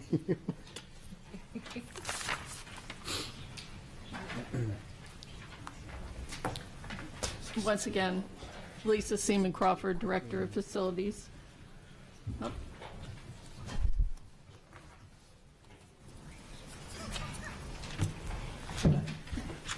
Kyle Roof, Supervisor, Planning, Design, and Construction. Good afternoon, Ron Ilkovich, SEI Architects. Great, welcome. Thank you We for are being here to present the design development documents for Meade High School. The educational specifications were approved by the board in February 2018 and the schematic design in June of 2019. The design development phase is a technical refinement of the previously approved schematic design. This includes designing classroom layouts, selecting building materials, and systems. And Kyle will walk you through a brief summary of costs, and then Ron will walk you through the building. Thank you. The current design for the project provides a minor increase in the state rated capacity for the school, but will be adding approximately 120,000 gross square feet to the building. As noted on page 7 of the full report, the construction estimate for this project is $106.8 million. This includes building and site construction costs, as well as any abatement required for this project. The project is dependent largely on grant funding provided by the Department of Defense Office of Economic Adjustment. Provided that the funds are received in the late spring of 2020, we anticipate construction starting in September of 2020 and continuing until 23. As detailed on page 13 of the full report, the project will be a phased renovation project. Students will be rotated throughout the school to accommodate the construction activities while also maintaining the functionality of the school building. Now I'll turn it over to Ron to go into more detail. My page numbers are different from...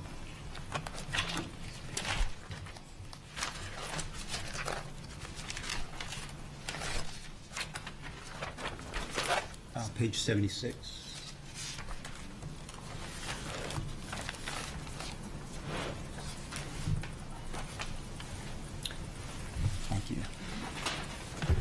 So thank you for having us again. This is a very exciting project we're all involved with here.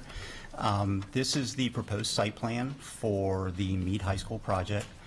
We see that Mead High School really serves two directions, the post side of the high school as well as the 175 side of the high school.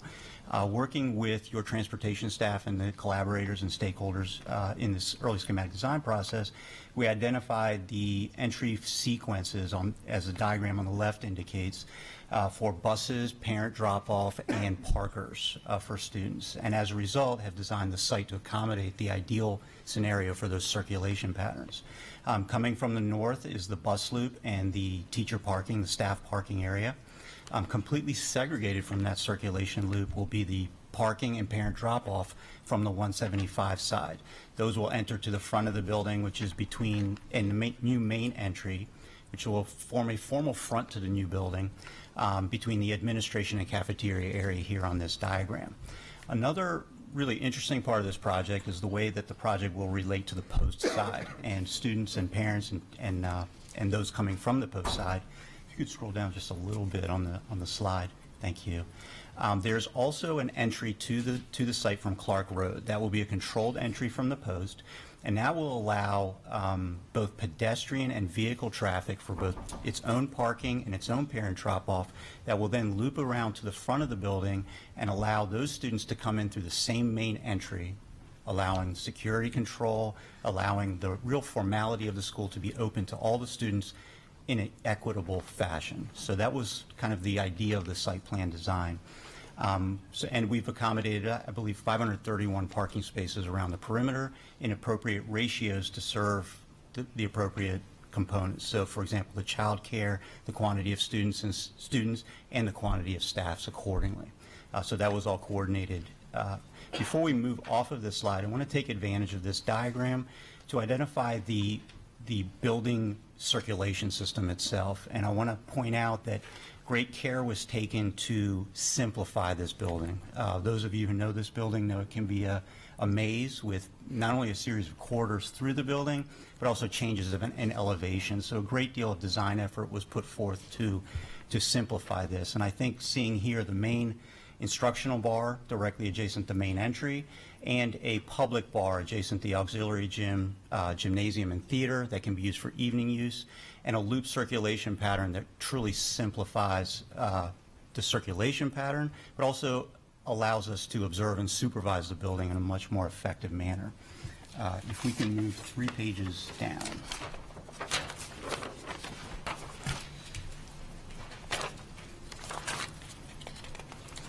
Perfect. I'm going to refer to this as the lower level plan. Those of you who know the building, it's essentially a split level school. You see the identification of floor elevation 1 and floor elevation 2 here. So the lower level is those two plans together. Directly on the east side, the protrusion of the building is the security vestibule, which will be our main entry. It is, like all our projects, controlled by the reception area. And when we come in through that main entry, we have an interesting opportunity that doesn't exist in the school right now. By using the stair to the north of that entry, a new learning stair moving up to the second level, and the stair going down, as well as the new elevator in this location, there is one location from which all 4 floor elevations of the building are accessible, which is an opportunity that does not exist in the building right now. What that allows us to do is disperse students almost immediately as they come into the building. Continuing beyond there is the communicating space, which also offers opportunity at its end to move upward and downward in the building. And we've taken the opportunity of the split level elevations to create collaborative learning environments, taking advantage of those changes in topography and elevation to create stepped learning and seating areas. So these are really great opportunities that were able to be made from this difficulty of traversing the different floor elevations. Getting to the left of that communicating space, we then start to disperse into the instructional areas. You'll notice the corridors get smaller. It becomes a little bit more private. To the south, there are what we'll call the public evening function programs, the auditorium, the gymnasium, the auxiliary gym. And if you'll scroll down just a little bit for me, thank you. These will all be served by new facilities, new toilet functions, everything. This building will feel new when we're complete here. But evening use can then be separated from the secure side of the building during those evening functions so that people don't necessarily have access to the remainder of the building. And one really grand move that was promoted by the stakeholders was to move the team rooms to the south of that function so that students aren't moving through and there aren't muddy cleats walking through the school coming from the fields. And that serves the basketball as well from the backside. So there's a real distinction between the public and what the public sees and the private side and the back of house functions. If we'll go to the next slide, please. Moving upward in the building, the second floor follows that same philosophy of simplification. And the one thing I'd like to point out on this slide, these large X areas, whether they be the new courtyard that's being cut in, the new courtyard that's being created by the addition to the north, or the communicating space, is the amount of natural light and airiness that will be cutting into this building. It's a very massive dark core in the building right now. So creating this communicating space, creating a naturally lit courtyard and another naturally lit courtyard to the north, which stakeholders have talked about using for their science, technology, and education program on the outdoor controlled learning environment, was really a target for this project as well. One more slide. From the building facade standpoint, there was a real impact or emphasis from the stakeholders to give it a collegiate feel, to give it a future, where are we going? Where are our students moving to? So that was, in addition to conforming with some of the existing conditions, to really make it a future-looking project.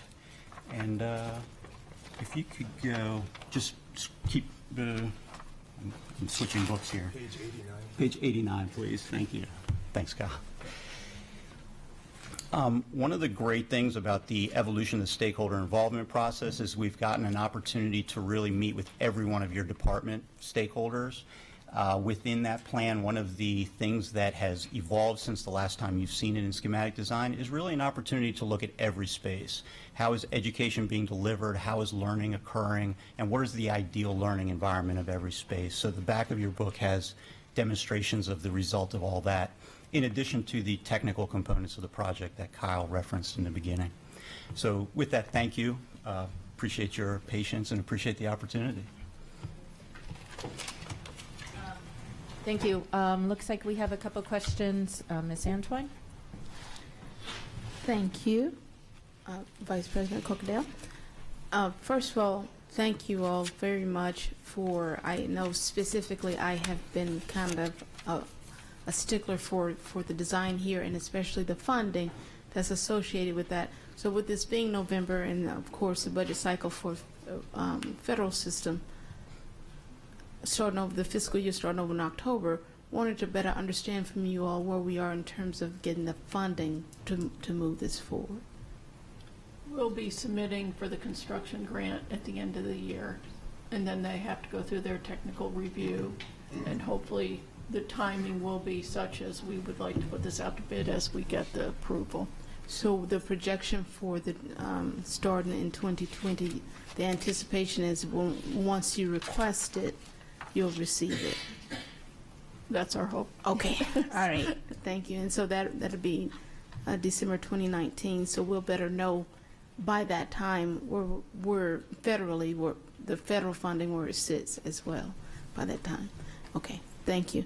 The second question I had, of course, was the construction, which you actually answered, but I wanted to make sure I'm understanding correctly. The natural light and the focus on the facility environment to enhance learning, I sincerely appreciate that. Being a person that went, nothing against the Army Corps of Engineering when they designed this school, but because the front was made the back, or maybe, but because the front was made the back, it just made it hard for the students. So my question would be then for the cell phone and the cellular use, in those considerations, do you know whether or not it makes it easier to get access to the use of wireless devices? The facility will be fully equipped with Wi-Fi throughout. So they'll be able to access their Wi-Fi through on their personal devices anywhere within the building. Not necessarily personal. I guess I should rephrase that. Right now, it's very difficult either on your wireless or say we want to do a presentation such as this. We have to go to specific areas in the school to get that done. So I was trying to see if you guys have considered those, I would say, dead spots in the school in this redesign. Absolutely. It will be just like every other high school where you can get in any area. You could do presentations and receive information. Excellent. Thank you. Of course. Thank you, Ms. Antwine. Mrs. Ellis. Thank you. You were correct. This is a very exciting project. Quick question. You did mention students will be sort of moved around throughout the different phases. Can you tell me, as far as the educational experience of students while this is going on, how noise might impact or any other concerns, how it might impact their day? I can speak to that. This project will be very similar to what we performed at Northeast High School, where we rotated the students out to portable classroom units. We'll try to minimize the impact as much as possible. The construction will be isolated to off-school hours when at all possible. Noise will be limited. Roof work will be limited to prevent smells and construction noise and et cetera. Thank you. Thank you, Mrs. Ellis. Mrs. Shawheim. Yes, very exciting indeed. I had a couple questions pretty much on any page, but I'll just turn to page 10, proposed upper floor plan. I was looking at this. This is what I have to do because until I get my bifocals. There's like a square footage noted on for every classroom, and then there's another square footage in brackets. Yes, ma'am. Can you tell me why? We identify the actual square footage as measured, and then in brackets is the educational specification square footage so it's easy to compare. So the brackets are what now? Sorry. The brackets are the intent, the goal intent? of the educational specification. Okay. And the upper number is the actual as measured in So the it's room. to account for like cabinetry and what have you. Wall thicknesses, whatever. Got it. Yeah, because I looked at that, I was like, whoa, that's interesting. I mean, as we go through all these plans, my questions get less and less, right? But I'm gonna, we're now at the phase of this project where I hope I'll get a distinct answer. The geothermal and solar, what are we doing for both of these? And if we're not, why not? We are not including those in this portion of the project or this project at all. Why not? Due to funding. So funding is limited to what we can get from the federal government. This project is largely funded or would be funded out of the federal grant. So there's only so much money that we can ask for. Part of our construction process is to contribute a match. So it's an 80-20 split between the funds. So 80% of the funding would come from the federal government, while 20% would come from local government. Part of our match is previously spent funds. The HVAC system was recently upgraded, and that is part of our match. So any removal of that system, upgrades to that system would be a detriment to our match. But a lot of these companies, I can name 3 off the top of my head, I'm sure there are dozens, can offer these things at a zero capital outlay. We all know this. And they essentially, take a cut off the savings, right? I mean, this is how this works. I don't remember the acronym. But you have this enormous opportunity to lessen our impact on the environment forever and to lessen our cost of maintaining power and light, the building, for decades. So why we're not taking advantage of that, it's mind-boggling to me. Can you help me understand? Like Kyle said, part of our match with the DOD is the money we've already spent at that school. So if we tear that out and replace it with something else or do something different, then we would have to come up with that money because we no longer could use it as a match. So that would have to be county funded. on that side. Not So if there's a zero capital outlay. I mean, these people come in and they make it happen for us, yeah? right, we're looking at it on all our other projects, but with this one, because it's so strict with our match, we just don't want to put anything in jeopardy.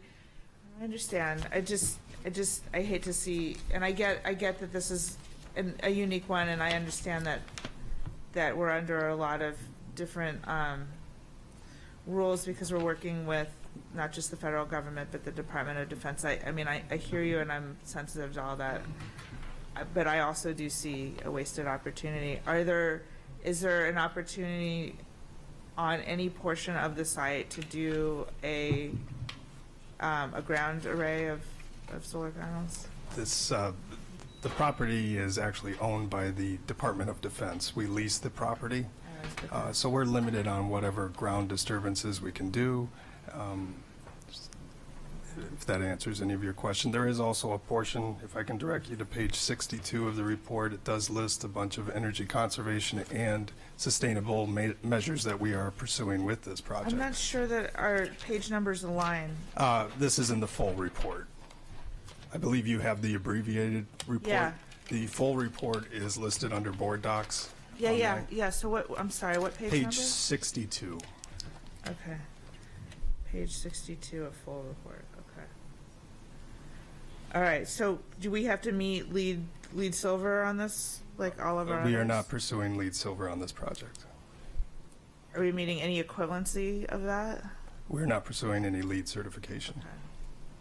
All right, thank you.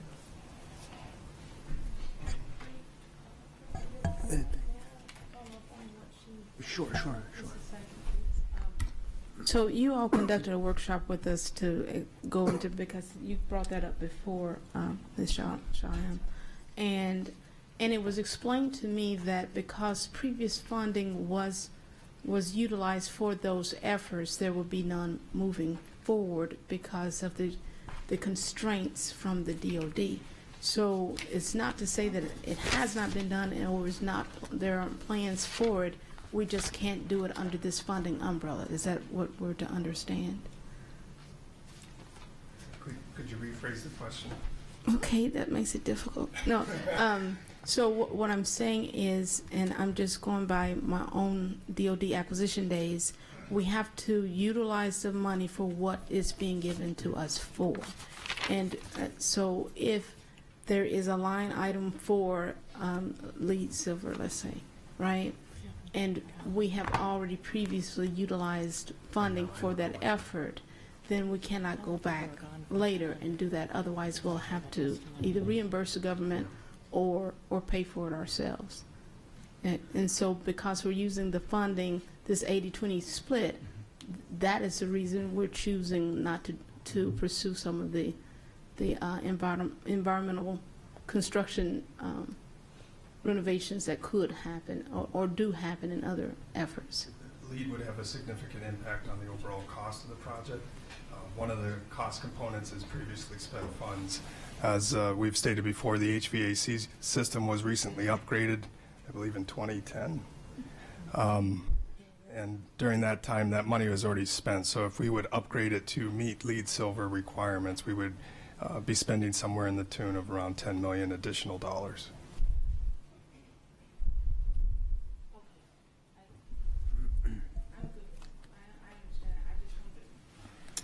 Mic's off. I want it for public understanding, for them to understand that we are not considering those environmental concerns. It's just we have constraints in terms of funding and what we're allowed to do at this point in time. That's my understanding. Correct. Okay. Thank you. Mr. Leib and then Mrs. Hummer. Thank you, Mr. President. As many of you know on the board, I've been involved with this. The initiation of this project goes back 10 years at least, with the Office of Economic Adjustment of the Department of Defense, having to do with the base realignment and closure actions at Fort George G. Meade. And just to build on Ms. Antwine's statement, the funds that have been provided through the Office of Economic Adjustment are for certain things. And they looked at it, they came out and they did a detailed inspection of Meade High School. Their whole team from the DOD came, escorted by Alex and his good folks, and they looked at what they determined would be needed to meet the requirements and specifications as they saw it. And when they looked at that, they saw that the HVAC system, et cetera, was upgraded in 2010, and they then determined, as they're doing it, that they weren't going to provide the money to do that because it wasn't it came through in their inspection. So I think what you said, Ms. Antoine, is right on point, and that's why you were limited in what we're doing. And it is interesting to know this whole design effort was funded by the Department of Defense, correct? Correct. Thank you.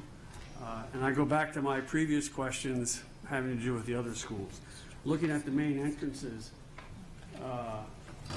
they're both of the main entrances or vestibules there? The primary main entrance for daytime use is a guided vestibule, as you're accustomed to seeing it, as is the second one too. As is the second. Yes, sir. And there is an evening office reception area there as well. Understood. Well, I have the same concern that I expressed earlier, that these main entrances for egress and ingress, that are those doors glass doors, or are they? Yes, sir. And the vestibule is glass, so we can see, and the people looking out from the main office can see. Well, I would have the same concerns regarding, the integrity of that entrance, and I would offer the motion that they be, bulletproof glass. Okay, we've got a motion and a second, and I think we've all said our piece on that topic before. Okay, Mrs. Ellis. So does the unique nature of the funding of this project in any way preclude us from being able to do this? I don't know how that works. It would not preclude Okay. you from doing this. I'm good, thanks. All right, any other questions from the board? Any public comment? Seeing none.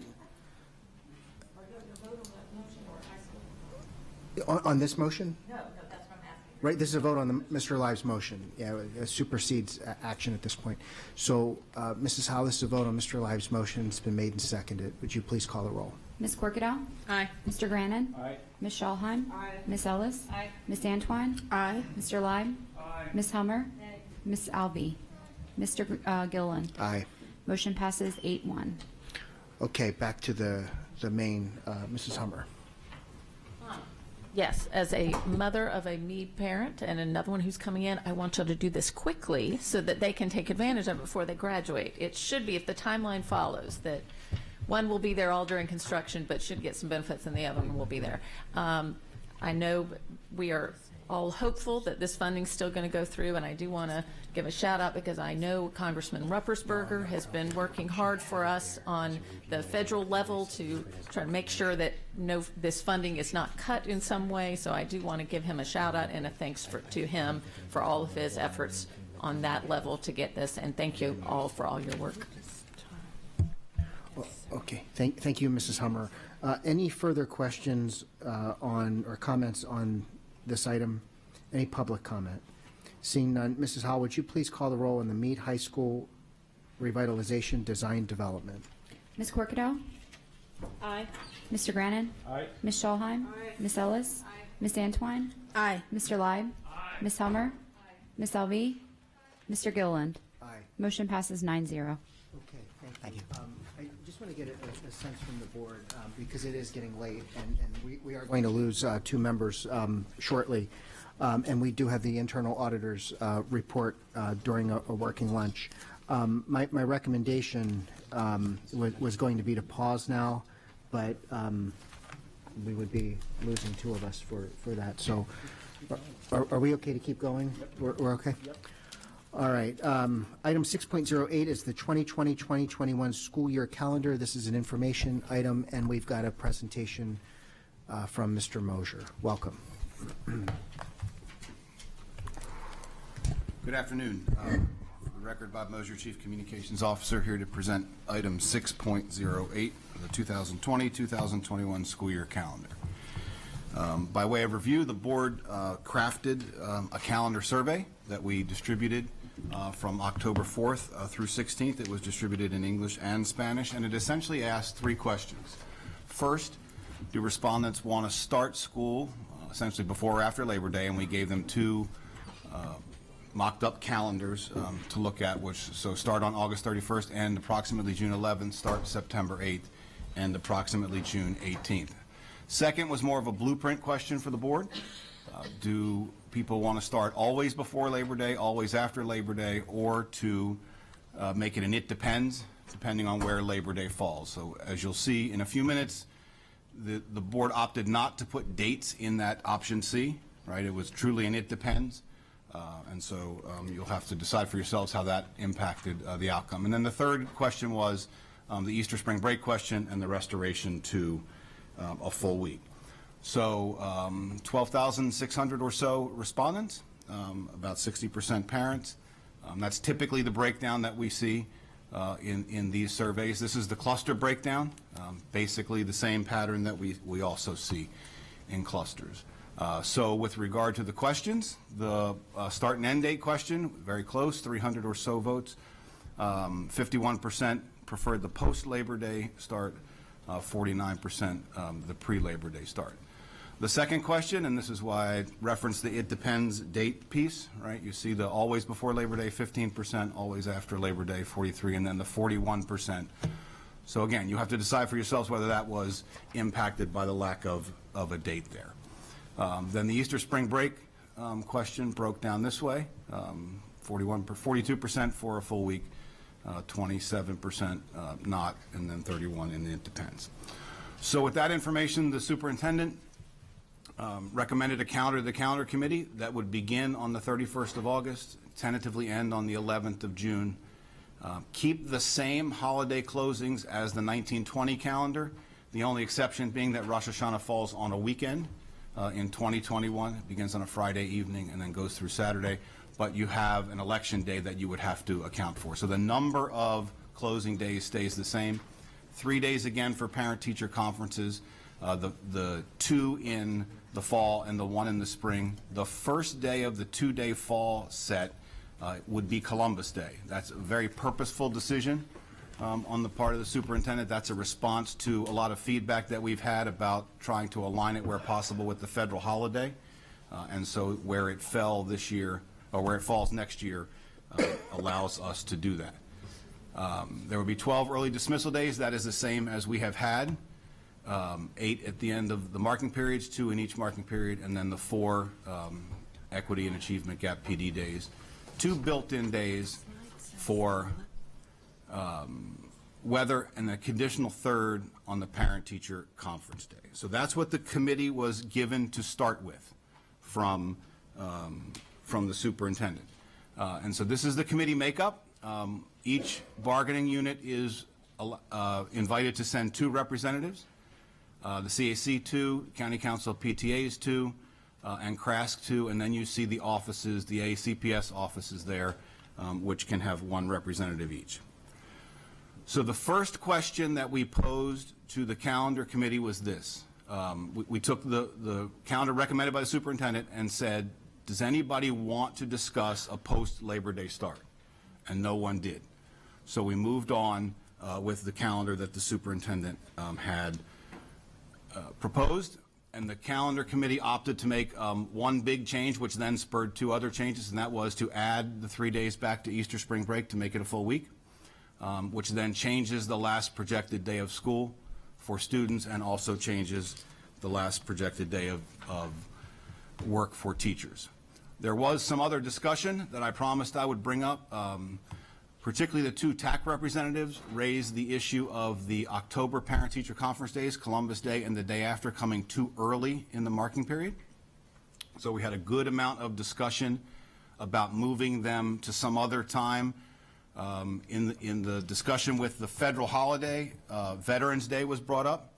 Veterans Day, however, falls in the 2nd marking period, and particularly the parents in the room felt that they wanted to keep the parent-teacher conference days in the 1st marking period to be able to impact children's grades there. We looked at the next week, the week of, I think it's the 19th of October, and then there was discussion about coming away from the federal holiday only by a week, and what angst that might cause for folks who are federal employees. I will tell you that where it falls now, it is the 7th week, the start of the 7th week of a 10-week marking period. So that's where that falls. So that is the calendar that is before you now for your information, and I'll be happy to try to answer any questions you might have. Thank you, Mr. Mosier. We have a couple of questions. Mrs. Schallheim. I thank you for putting the survey together and releasing it and coordinating all of this, and also to all the members out there who might be watching of the calendar committee. I thank you for your work on this. I don't have. Well, I just want to make sure it's clear. In the very front part of your presentation, I believe there was a typo.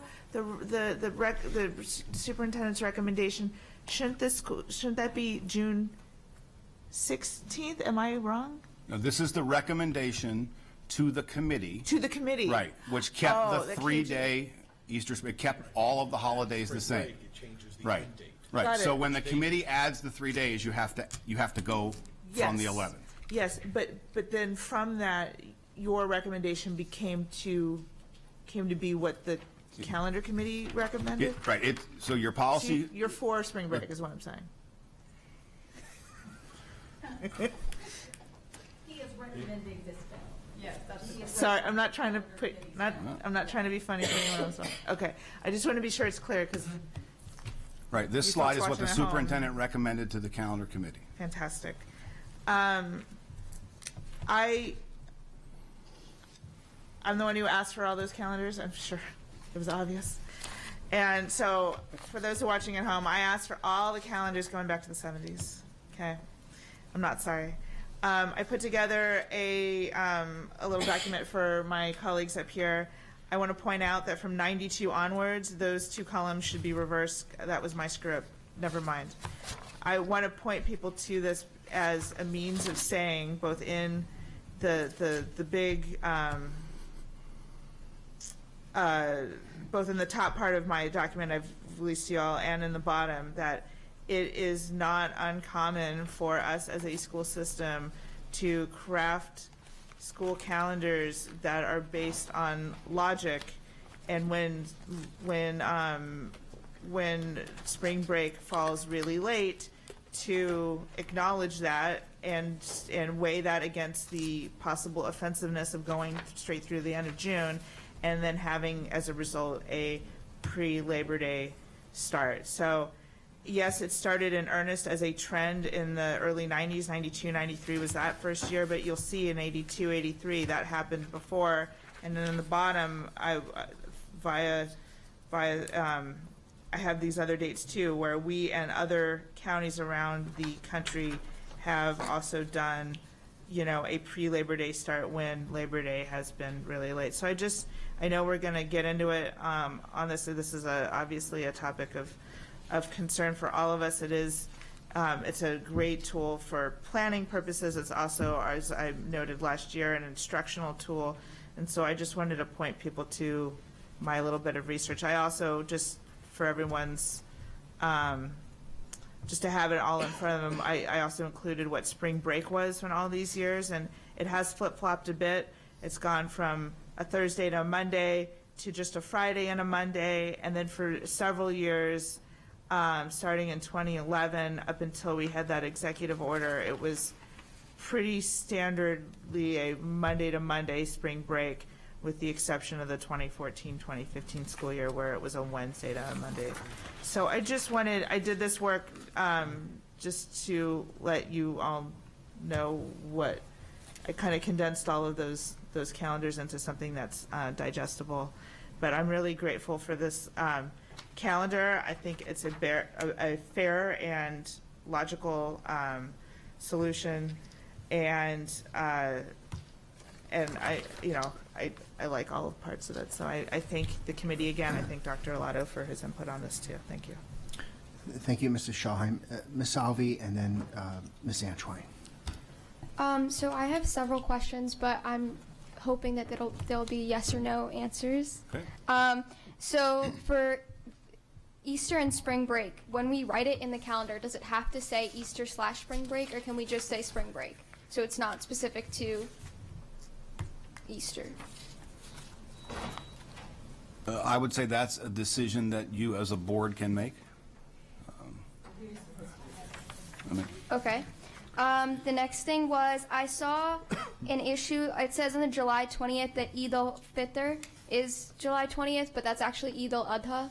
So if you could fix that, because it said twice. Thank you. Yeah. And then under religious observances, it says Anne Arundel County Public Schools will operate on a normal schedule on the following days of major religious observance. But then Yom Kippur is included under that. However, we have off of school on Yom Kippur. So either we remove Yom Kippur or just reword that so it makes sense. I'll take care of that. And then if we're talking about religious observances, would Easter and Christmas fall under that? As to list in that as a religious observance? Well, Easter and Christmas by law, you have to be closed. You can't be okay, so we would just take out Yom Kippur then. And I would take out Rosh Hashanah as well. Okay. Because the board has voted to close Okay. And then it says Jewish and Muslim religious observance dates are set according to the lunar calendar. I'm not 100% sure on this, but I think Diwali is also set or under the lunar calendar, which is the no moon day. So this is the same language from your calendar last year. And so when we had the discussion in the spring, I provided this exact language to the gentleman at the Hindu temple that I was working with, and he was fine with this. Okay, just wanted to make sure. And then I don't know if this is a policy thing, so correct me if I'm wrong, but the last paragraph says students who are absent from school due to a religious observance, as noted on this calendar, will be allowed to make up all work missed due to that absence. Would it be possible to instead say will be excused from all work on that day? So this exact language came from the board in a motion made by Mr. Grannon 2 years ago, which added the perfect attendance piece to it. Okay. So we can certainly change it. Okay, but that would have to be a separate. No, I'm just pointing out to you that language came from a board action. Okay. So we can just do it. It's not. I just wanted to point it out. Okay. Those are my questions. Thank you. Thank you, Ms. Antwine. Thank you. Ms. Alvi, I'm missing the last part. What were you reading about the student observance and the being absent that day? It's the very last paragraph under religious observances, the second line. Oh, okay. Okay. Oh, got it. Sure, I'll look at that in a few. My question came back, Mr. Mosier, thank you for the presentation and for your work and getting this info, and for any corrections that you've done since. My question was, you mentioned something about Veterans Day, and I kind of missed it. I wasn't understanding were there plans to have the PD days on Veterans Day? Or No, ma'am. There was a discussion started by the two TAC representatives about the parent-teacher conference days in October, which fall on Columbus Day and the day after. And they wanted to move those days later in the school year because they thought they were too early. And so because one of those days was a federal holiday, Columbus Day, they proposed looking at the next federal holiday, which would have been Veterans Day. Okay. That's how the Veterans Day subject came up. Okay, got it, and I appreciate that. I do agree that it may be a little bit early to have that first one because of the student testing and otherwise. Of course, I disagree with having it on Veterans Day. So what were some of the other alternatives beyond having So the other alternative that we talked about was making the conferences the 19th and the 20th, which is moving them back a week. And the vast majority of people in the room felt that doing that didn't buy you a whole lot and continued to upset, for lack of a better word, the folks who've been pushing for federal holidays. And then that next week after, say Veterans Day, that next week would be a no as well for similar reasons? It's That would be already heading after. in, so that would get you into the last 15 days of the marking period. Right. Which gets you into quarterly assessment territory. Gotcha. And Okay. the assessment folks have a huge issue for obvious reasons with that. So I see the true conundrum then is wanting to make sure that the parents and the students have enough time to correct or whatever, and have awareness of what's going on within the schools, but not. But if we do it too early, it's difficult to assess sincerely how the progress of the students. I would just point out to you that in next year's calendar, those conferences are actually a week later than they are this year, because we had them Columbus Day week this year, but we had them on Tuesday and Wednesday. Sure. Which generated a lot of that Columbus Day discussion. And in this proposed calendar, you're starting a week earlier and keeping those conferences on Columbus Day. Got it. Thank you. Thank you, Ms. Antwine. Mrs. Ellis. Thank you. A couple of things. So for Ms. Alvi, we have March, the break listed as Easter/spring break. I understand the concern, but I would hate to take Easter out of it until at such time perhaps we're not allowing Easter to drive the date of that break, but right now that's what it's built around. So I think it offers transparency, just like we have other Rosh Hashanah and those types of things. And then I just want to thank the public for all of their input. The survey is valuable, but we're also receiving emails and other communications with people able, to share the reasoning behind their feelings, and that input is valuable to us as board members. I'll tell you, I don't even have a decision right now. There is a whole lot to consider. Personally, I'm philosophically a huge proponent of a long summer, but I have a concern just with this particular year of the impact on AP classes if we were to start so late in September. So that's what I'm struggling with a little right now, but I just want to put that out there because I'm continuing to receive feedback, and I'm continuing to consider it. So I do appreciate all of that feedback. Thank you, Mrs. Ellis. Mr. Leib, and then Mrs. Hummer.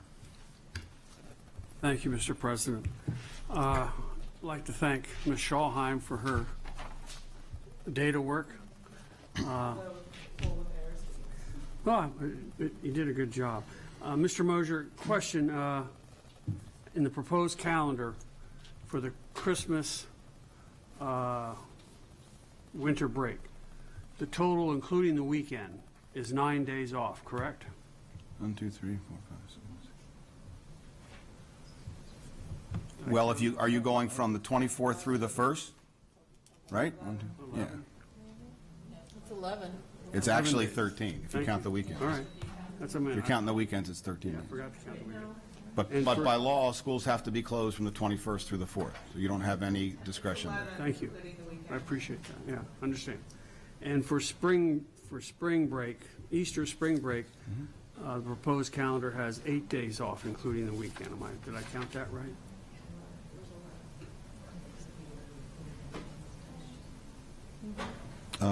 Yeah.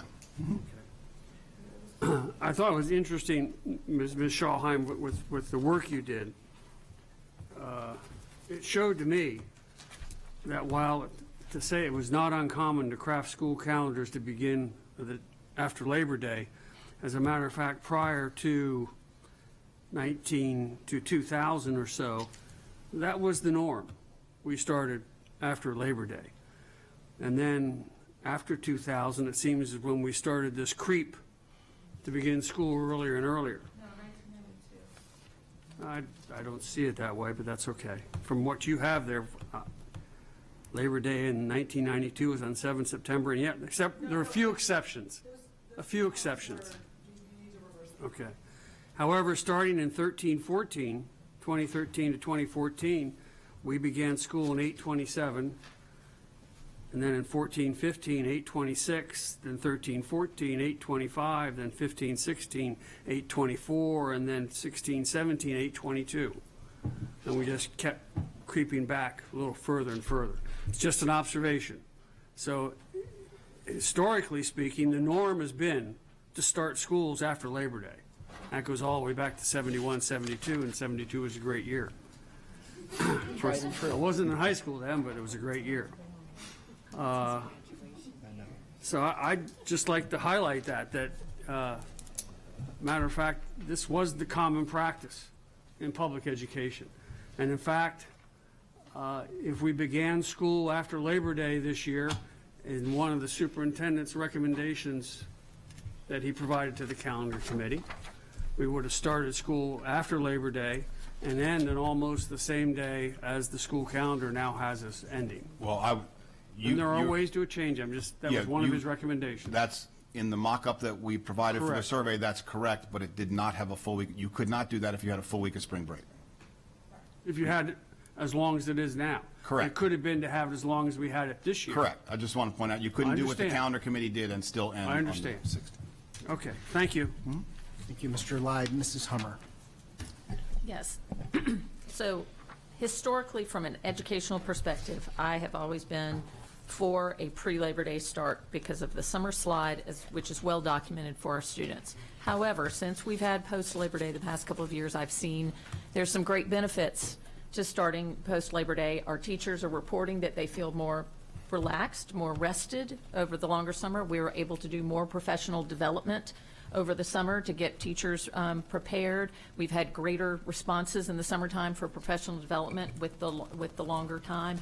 And I know our construction people love it because it gives them more time to keep up the things. So I see the benefits of both. I think definitely on a year like next year when it's the latest possible, that it's not out of line at all to start before Labor Day, and people still have the entire month of August. We're not starting until August 31st. I'm glad that the calendar committee and the superintendent and everyone, we heard, let's use that federal holiday, Columbus Day. I love that added in there. Use that as one of our conference days. And I will bring it up, and I'm not proposing this, but I did feel like I had to share that I have heard from a mother who was making the great suggestion that we have a delayed start the day after Halloween so that the kids all jacked up on candy wouldn't, the teachers would get an easier time. I'm not for that, but I did think we need to bring that out there and just, the So candy just issue for the that record, comes up. Halloween's a Saturday next Oh, so it won't help us this year. But I did we're want to okay. put out there that is one. we're all right. I'm not endorsing that, but I thought it was worth bringing up in public. I understand. Thank you. Mrs. Schalheim and Mrs. Ellis.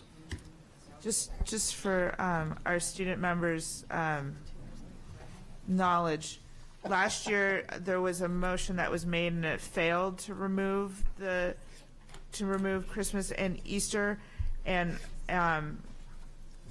although I voted how I voted that last year, I've since changed my point of view and think that to be inclusive, then we need to list everyone. We need to keep it as Christmas and winter break. We need to keep it as Easter and spring break. If we're going to have, to be inclusive, all must exist on the calendar. So just a little background. To correct one's math, there is 11 days of Christmas winter break next year, not 13. And then I'm going to make I don't even know if I have to move for this. I like that that Ms. Alvi was observant enough to correct some of the things that are now out of whack with the religious observance thing, because we're not operating on a normal school schedule if we're closed on both Rosh Hashanah and Yom Kippur. And so, so obviously those are going to disappear from that first section, but in the paragraph before the last, because we're not having the dates up in religious observances for Rosh Hashanah and Yom Kippur, and because we follow different procedures with regards to athletics on those days, I would encourage us to put for Rosh Hashanah and then in brackets the date, September 19th, Yom Kippur, in brackets the date, and then reiterate the dates for Eid al-Fitr and Eid al-Adha, just so it's super clear. We can take I care don't of know that. if I need a motion for that or not. All right, cool. And Unless you think you do, I think we can do it. yeah, and in terms of missing work versus being excused from work, yeah, I move that we go ahead and make that happen. I think that if you know, that we so I move that. Wait. Oh, should I keep my motions till next time? Yeah, please. Yeah. Sorry. First off, can we make motions on this right? You can. I mean, Robert's Rules Okay. allows you to. I mean, the formal vote is going to be set for the 20th. Okay. Would you prefer me to wait? I would 'Cause I'm- prefer that we wait okay, for the then let's actual do time that. when we're voting on the calendar. Perfect. But just to give some reasoning for why I I was withdraw. suggesting that, was that it's actually quite simple. My sister just said to me, like, why do my neighbors don't have to make up work when they celebrate Rosh Hashanah and Yom Kippur, and why do I? That's like having a sick day. So it was that simple. She's like, I should be excused from my schoolwork on that day. So just to be inclusive and to make sure that we do that for anyone that's celebrating a religious holiday. So could I just add? Yeah, Mr. Mosier. Could I just ask, if that's a motion you plan to make on the 20th, could you send that language to me in advance? That way we'll have it ready and can do it more quickly. That'd be great. And one thing I was just going to ask before we move to Mrs. Ellis, the technical changes that we were already talking about, if those can be made for the final approval. Mrs. Ellis. Thank you. I mentioned earlier that I'm a big proponent of a long summer. So since the summer slide was brought up as a concern, I felt it was really important to talk about that briefly for anyone who might have that concern as we are spending the next couple weeks deciding what we're going to do here. The research that originally led to that concern is decades old, and there has been further analysis of that research, which shows a bit of a different picture. What has been discovered is that math calculation declines, but math reasoning increases over the summer. So to summarize the results of one study, math reasoning increases by the equivalent of up to a quarter of a school year over the summer. Calculation scores decrease by nearly a quarter of a year, but when tested 2 weeks after school starts, they actually make up that loss and gain a tenth of a year, students do. Similar trends have been shown in reading. So the point is there's a whole different type of learning and brain development that goes on outside of the classroom, and we're not talking about kids sitting at home at a desk doing different schoolwork. We're talking about living life and the opportunity for free, unstructured time to develop the brain. Drop off in learning happens rapidly and then plateaus. So the losses that do occur over the summer happen within the first few weeks. So unless we're talking about eliminating a summer break at all, then I don't think we have the concern about how long summer actually is. I know there's concerns about an equity gap, the summer slide impacting certain students more. The achievement gap. The achievement gap exists. It's something that we're working hard on. But that exists, I mean, we see that in our spring testing, and that unfortunately continues throughout the summer. So that's the separate issue that we absolutely do have to deal with, and we are dealing with. And then another comment I've seen out there is that summer break is a tradition that was started because of agricultural reasons, and that's a myth also. If that were the case, we would actually have breaks over the spring and fall months. It's a complicated history, but it has to do with the growth of the middle class and more families actually vacationing, the recognized need for real mental and physical breaks for our students, opportunities for teacher development, as Ms. Hummer was addressing, and also budgetary reasons. So I just want to put that information out there as everyone's considering this. So I appreciate your time.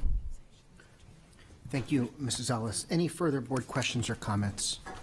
Seeing none. Any public comments? Seeing none.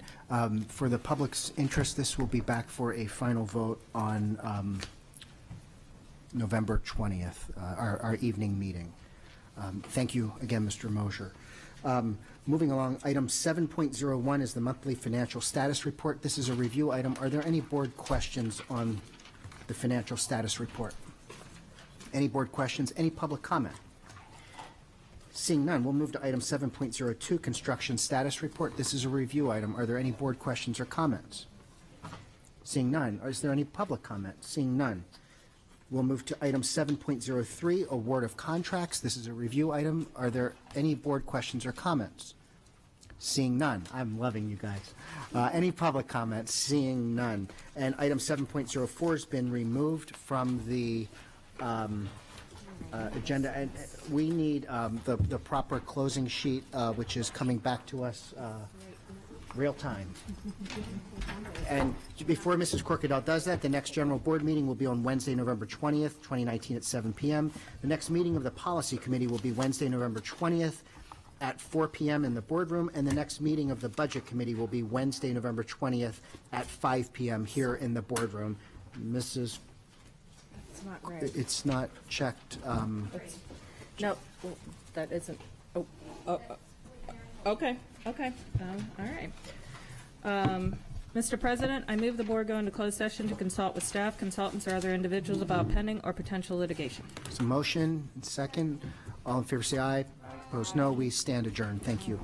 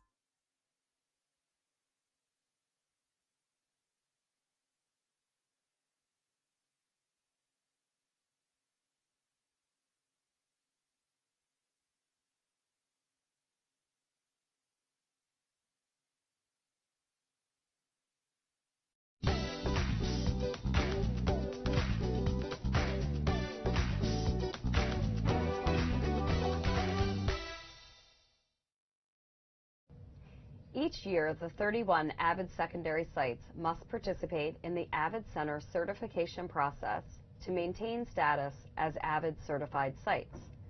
Avid Center is the national organization which maintains the standards sites must meet to be considered certified. The AACPS Avid Certification Review, held each year in April, allows time to share and celebrate the work of the teachers, students, and site team members at each school. Today I am joined by Alexis Poganowski, Avid Teacher Specialist, and Bethany Sawaljik, Avid Site Coordinator at Marley Middle School. Thanks for joining us. You're welcome. Alexis, tell me about the Avid certification process used by Avid Center to determine site status for each year. Sure. So we're actually in year 2 of using a new tool, and it's called the Certification and Coaching Instrument, which you can just think of as really a giant rubric. And it's broken down into 4 domains. So there's a domain centered around instruction, about what's happening not only in the Avid elective, but in all classrooms school-wide. There's another domain centered around systems, which talks about all of the different systems and structures that are put in place to ensure that all students can be successful in rigorous classes and post-secondary choices. There is another domain centered around leadership, which really focuses on making sure that the principal and administration, but also the school's leadership team is really on board. And then the final domain is centered around culture. So really building that college and career going culture. There's certain indicators in this that talk about